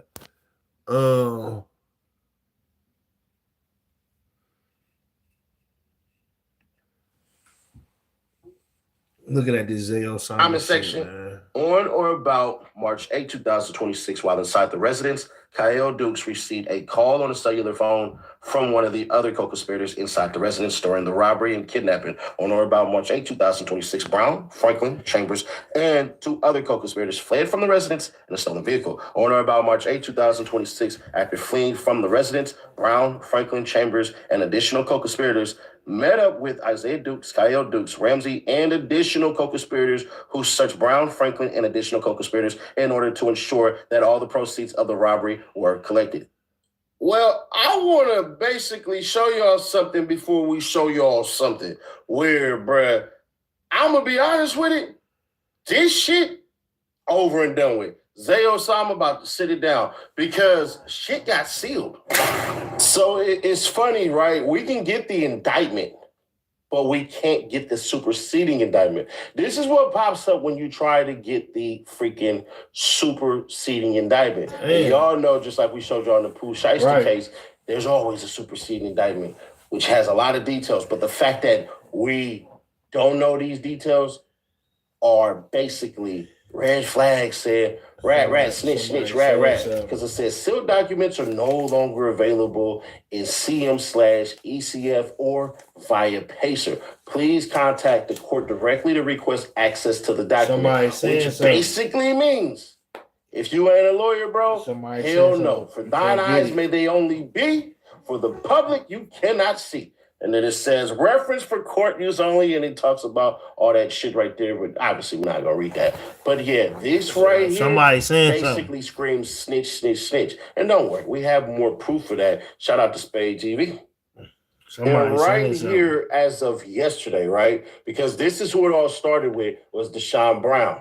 He's the first one that you see on the freaking indictment. Don't worry, I'll show you the proof of it. I'm not saying he's the one telling, of course, but I'm saying it all started with him. Y'all see at the top part where it says file 5526, page 101, United States District Court for the Northern District of Illinois, Eastern Division, notification and docket entry. This docket entry was made by the clerk on Tuesday, May 5th, 2026. Minute entry before the Honorable E.N.D. Johnson as to Deshaun Brown, David Franklin, Anthony Ramsey, Isaiah Dukes, Kyle Dukes, Jalen Chambers. Telephonic status hearing set for June 2nd, 2026 at 9 a.m. Defendants will be made available by way of U.S. Marshals. Call-in number, whatever the hell it is. We're not going to do all that. Access code, whatever. Persons granted remote access to proceedings are reminded of the general prohibition against, photographing, recording, and rebroadcasting of court proceedings. Violation of these prohibitions may result in sanctions. Attention! The notice is being sent pursuant to Rule 77D of the Federal Rules of Civil Procedure or Rule 49C of the Federal Rules of Criminal Procedure. It was granted by CM/ECF, the automated docket system used to maintain the civil and criminal dockets of this district. If a minute order or other document is enclosed, please refer to it for additional information. Watch hit movies and TV shows on YouTube. You introduce your buddy to DTF St. Louis. He winds up dead. He could. Get HBO Max and... If you ever wish payment came sooner, this might actually help. There's a banking app called Current with a bunch of useful features. And one of the main ones lets you access up to $750. That man is good. If you switch your payroll over with Current, you get a full set of features like that man is good. Fee-free overdraft, and the build card and more. There's everything in one app. I actually sealed. They said a whole lot in this freaking news report that in simpler terms it makes sense, but in the long run it was damning as hell because the feds released way too much information and hid way too much shit. Story developing now. A seventh person is arrested in a violent home invasion in Winnetka. And one of them turned out to be a Chicago rapper. We're checking back in with Say Kwan, who is live at the Dirksen Federal Courthouse with more on this. Say? Hey, good morning, guys. Yeah, those 6 men, all between the ages of 22 and 30, have now been indicted on charges of conspiracy to commit robbery and kidnapping. A 7th man, as you mentioned, was also just arrested yesterday, and prosecutors are saying a criminal complaint is expected to be filed for his alleged role in that home invasion as well. According to this indictment, guys, one of the suspects posed as a food delivery driver to get someone who was inside their home to open up the front door. That is when investigators say the other men who were armed with loaded guns forced their way in. The victim was held at gunpoint for about an hour, physically restrained, while the suspects demanded access to a safe, a computer, and even cryptocurrency accounts. Shortly after, authorities say the group took off, then met up with other alleged co-conspirators to split up their shares. Now, as you mentioned, we have learned one of the people charged is Isaiah Dukes, who some people may know as Chicago rapper Lil Zay Osama, who now lives in Los Angeles. Fox Chicago has actually interviewed him. This was last November after offering to help out a local mom and her young son after they were brutally attacked by a group of kids in Chicago. So far, all 6 men have pleaded not guilty. They will remain in custody pending trial. The 7th person arrested is also expected to face federal charges pretty soon here. Now, if convicted, the alleged suspects could face decades in prison, including possible life sentences for kidnapping charges. Guys? Say, I know this is a lot of information, but do we know how police found these suspects? Well, the interesting thing is, we heard from the U.S. Attorney's Office, and they say that this very much moved pretty quickly here. They were actually able to secure arrest warrants within 12 days of that home invasion. And, I was out in Winnetka last month to cover this home invasion, guys, and I remember hearing directly from local police there that these men were masked. So even after those arrest warrants were obtained, they kind of kept them sealed while they were working to identify everyone. We do know this was definitely not like a one-man job, right? We know multiple agencies were a part of tracking down this group, like the ATF, the FBI, but also, of course, several police departments in the area, including Winnetka, Chicago, Glencoe, Northbrook, and Orland Park. Guys, I'll toss things back to you. Say, thank you for your report. Then this crazy paragraph from Spade TV dropped, and it basically changed the whole entire ball game. When I say change the whole entire ball game, it basically let us know, be on the lookout. But we already knew this. We just needed further proof, because some of y'all, and I get it, some of y'all will go, oh, you know what, man? That sound crazy, Nash, but I need a little bit more. Y'all like them cats who y'all sprinkle like some salt or some sugar on y'all shit, where normally the rest of us go, your ass go, like you stabbing somebody.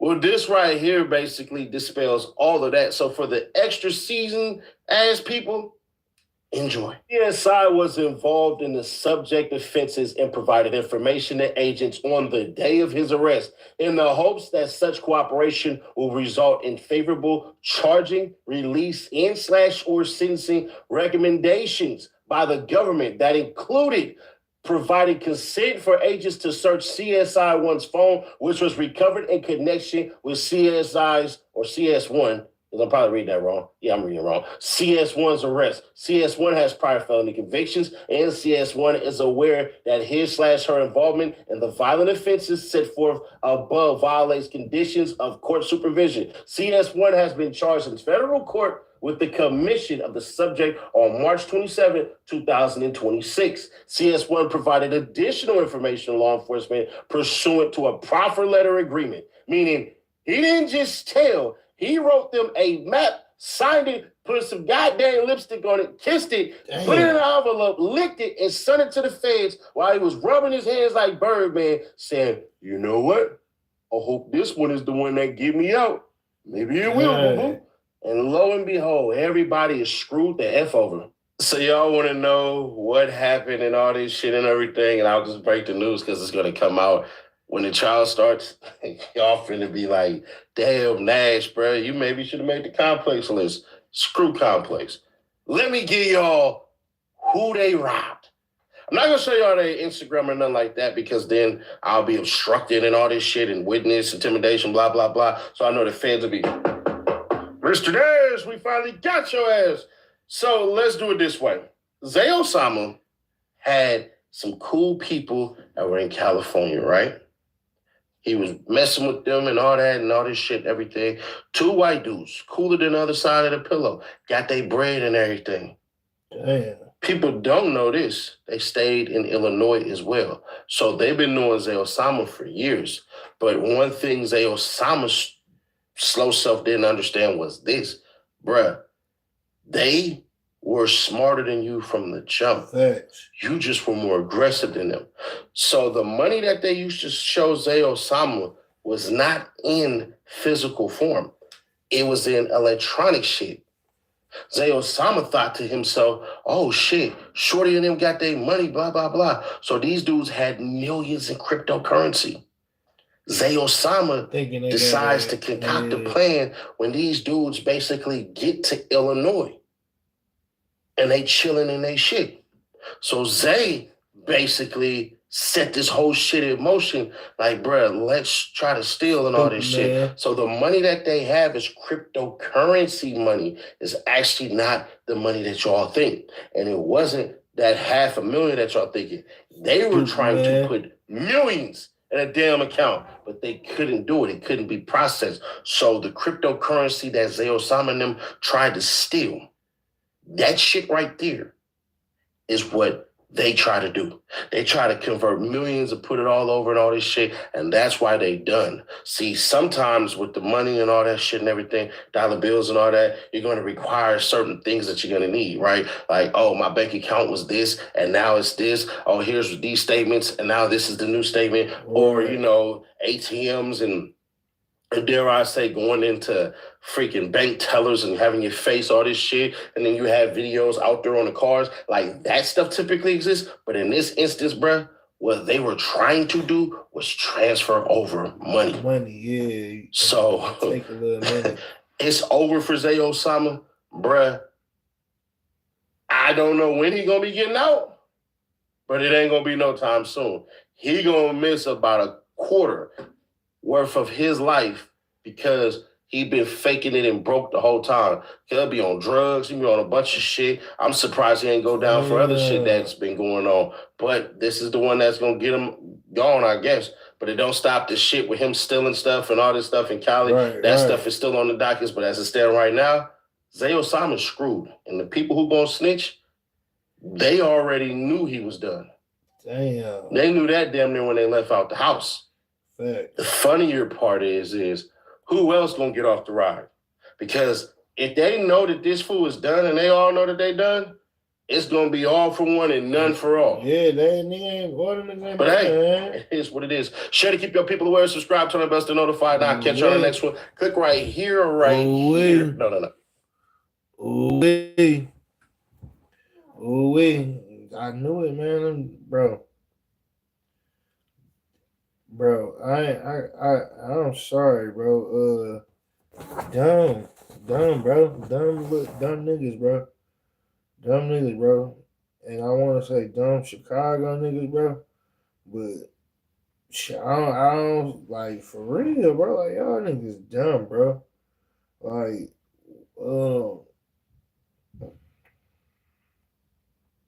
what can a nigga say, bro? Like y'all. Nigga, you seen million dollars in crypto. Couldn't process it. The only thing you was processing is I can get these niggas. And what you call it. It'd be way better. You know what I'm saying? Like this what you processed in your head. So you concoct the plan. So when they get back to where they going to show up like the delivery man and try to transfer crypto currency to your account. Millions.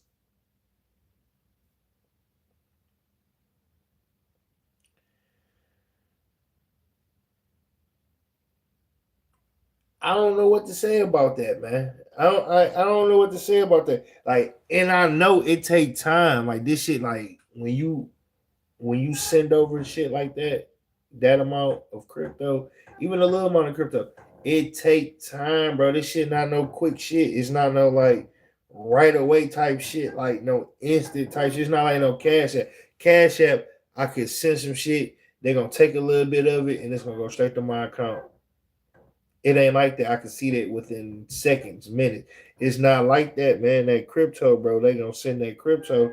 It might take a day to clear. It might take a day or two to clear, bro. You know what I'm saying? Like, nigga, you gotta wait that time for it to clear if you want it. If you're a producer who, you know what I'm saying? Like, so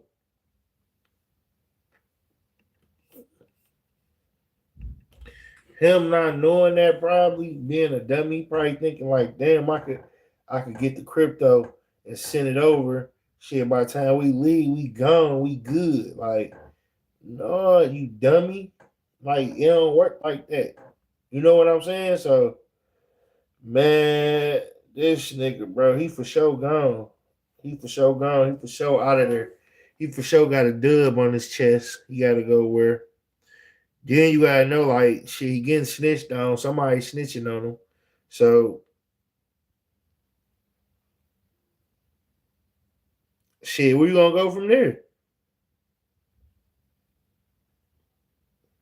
You getting snitched on, bro. He getting snitched on. superseding indictment, come back, shit sealed, you getting snitched on, bro. Yeah, man, I've been wanting to see what was up with the with his case anyway, because it was like, damn, bro, that's another nigga just like Kodak Black. Keep getting chances, keep getting chances, keep getting chances, keep getting chances. He owe a lot of chances now. He owe a lot of chances now, and that shit, like, it's like, what I can't feel sorry for you, bro. You had 1,000,001 chances. I can't feel sorry for you. So with that being said, it's like, man, you gotta watch it, man. Crash out. He number one crash out for me, bro. He number one crash out. I ain't gonna even lie. That nigga the number one crash out. He the number one crash out. I can't lie, bro. He the number one crash out. Stupid little boy. And it don't be for shit though. Like that's I wonder how much I wonder and that like that I wonder how much crypto did y'all get? How much crypto was y'all able to transfer and was successful? Like how much crypto did y'all transfer and was successful? You know what I'm saying? Like I wonder that. I overly wonder that. You know what I'm saying? Because shit was it even worth it? Like, you probably got some crypto somewhere laying around in the wallet. You know what I'm saying? It like, damn, man, I got about 10 million from them in the crypto wallet somewhere laying around. You know what I'm saying? That I ain't telling nobody about, ain't nobody telling nothing about. You know what I'm saying? So it's like, okay, now you gonna go do how long? You know what I'm saying? So it's like, was it worth it? You know what I'm saying? How much crypto did y'all get? That's what I want to know. Like, how much crypto was it?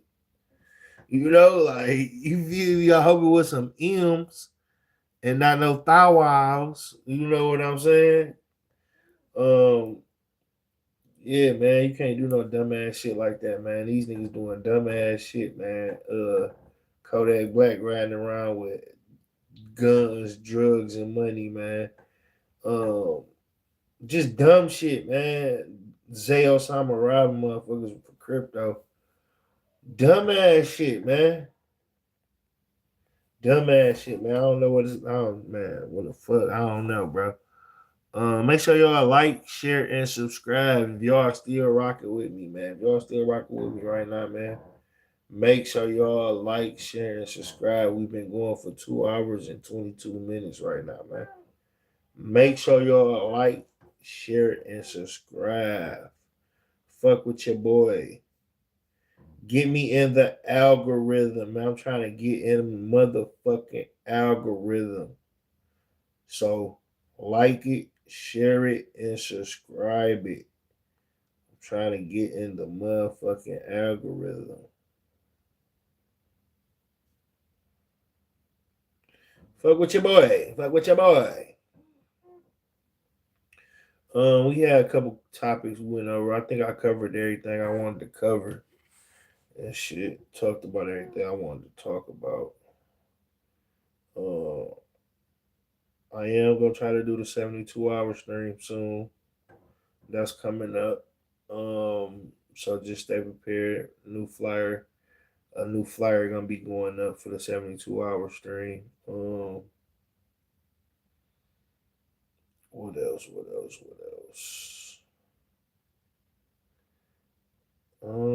That's it for real.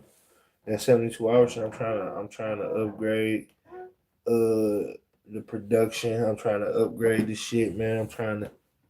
I'm just trying to do better on all that shit. You know what I'm saying? This time around.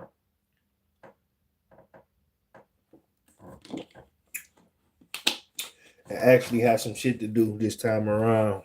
For sure, I'm gonna be doing desktop. I'm gonna be doing some desktops, but I still want to, have some shit, do some shit, some fun, interesting shit as well. With the 72-hour stream, so we just ain't all desktop, all behind here desktop, doing all that. You know what I'm saying? Nah, I still want to make it interesting. With the 72-hour stream. So I'm in the course of putting that together. getting all the tech I need. I ain't gonna lie, I might just rock off my phone, man. I've been getting better and better results off my phone. So I might just now if I rock off my phone, I won't be able to I could go different platforms. Like if I rock off my phone, I could do different platforms. I'd be able to do different platforms and shit. If I rock off my phone, I could do different platforms. But the only thing about rocking off the phone is I won't be able to patch shit in. You feel what I'm saying? Like last time on my 72-hour stream, I was able to patch shit in. Had me in a corner with the video playing, shit like that. I was able to do that on my 72-hour stream. This time I probably ain't gonna be able to do that because I ain't gonna be rocking with the phone. I mean, I'm gonna be rocking with the phone. I'm gonna be rocking off the computer and the pocket. You know what I'm saying? And I ain't rocking with the pocket for real, because the overheat eating issues. Like that bitch would overheat on me and cut off. I'm the pocket is not made for no long term streaming, like no long term shit like that. It ain't made for that shit. But short term streaming, couple hours streaming. For sure I can stream a couple hours on that bitch, 4-5 hours, 6 hours. Then I probably go 8 hours on that bitch with a battery swap and shit like that. I probably can go 8 hours on that bitch. But other than that, it ain't made for long term period streaming. So I'm thinking about having to upgrade to a camera, getting a camera, you know what I'm saying, for long periods of streaming. You know, I'm thinking about doing that. And if it come down to it, shit, it might be a Pocket 4 or an Insta 360 Luna if they got the capabilities of live streaming. So I might. It's gonna still be along them ranges, or I might just go ahead and grab a camera though, bro. I don't know yet. I'm still in my Pocket Man phase. I love pocket cameras. I love them because it gave me access to do a lot of the shit I'm doing now. You know what I'm saying? Without having to have a big ass camera, I put that bitch on and get the going, live streaming, recording, blogging, and you barely know I got it, but I'm seeing the world and showing y'all the world. So that's why I like the pockets and shit. Very low key, very inconspicuous, but I can still do everything a camera can do.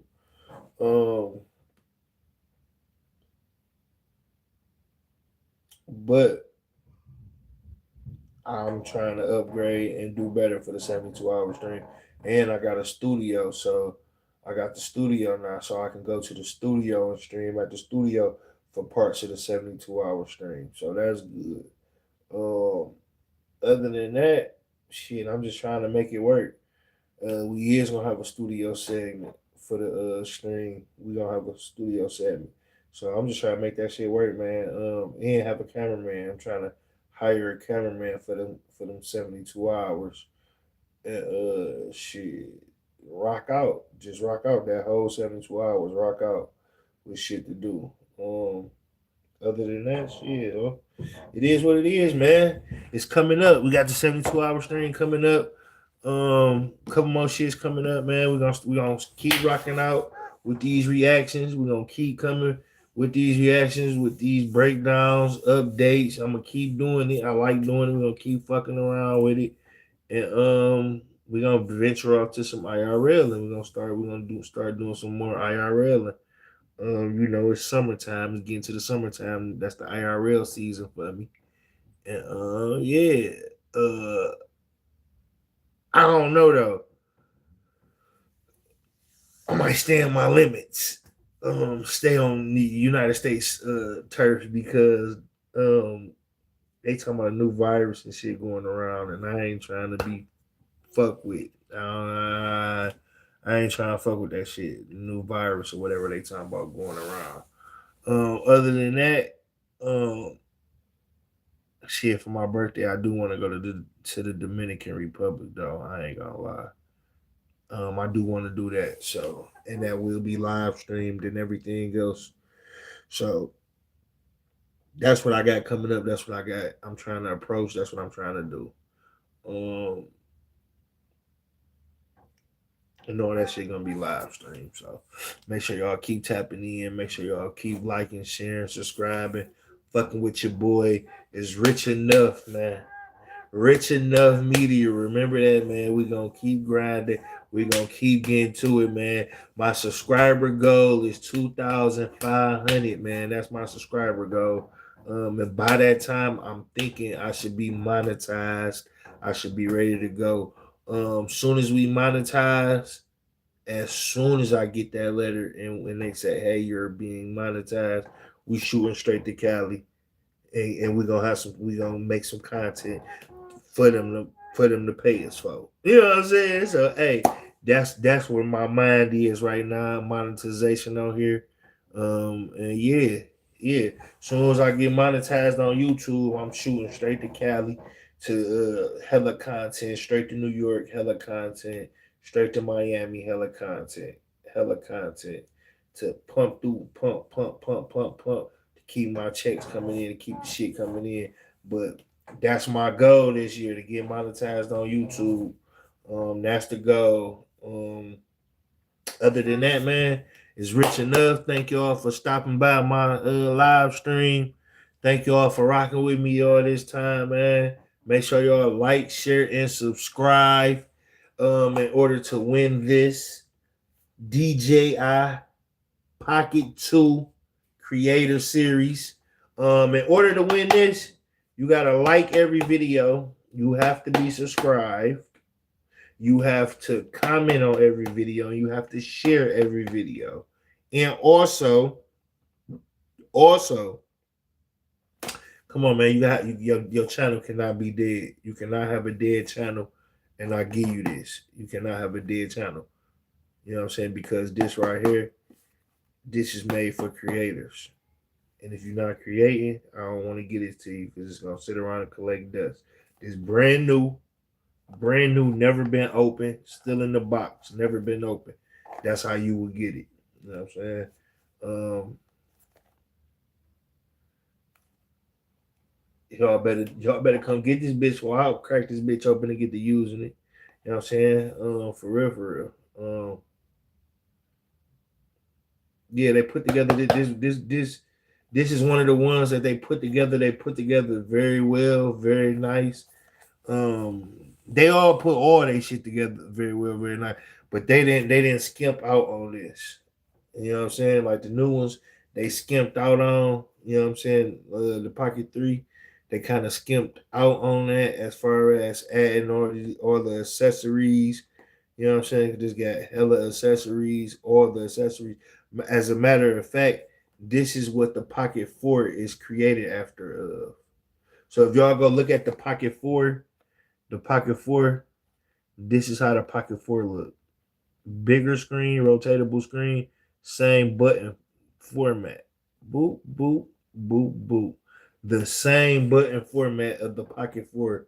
You know what I'm saying? So they just went back in time and said, we're going to pull out the best pocket we ever had was this. This is the best one that they ever had. This is the one. So they went back to this design, made it a little bit bigger, and added them same buttons. And don't get me wrong, they did it, you know what I'm saying, with a better sensor, updated sensor. So, but that's the original. That bitch good too. 4K. 4K's like 4K. That bitch shooting 4K. It's streamed to different platforms as well. You can stream with the camera as well. Wireless, face tracking. You got everything. Got the works. You know what I'm saying? Got the works. Wide eye lens, battery mount on that bitch, your extra battery, microphone. Yeah, you got the works in that motherfucker. So I just can't be giving it to anybody on my channel. You gotta be active and you gotta like, share, and subscribe every video. You know what I'm saying? So this rich enough, man. I thank y'all for fucking with me.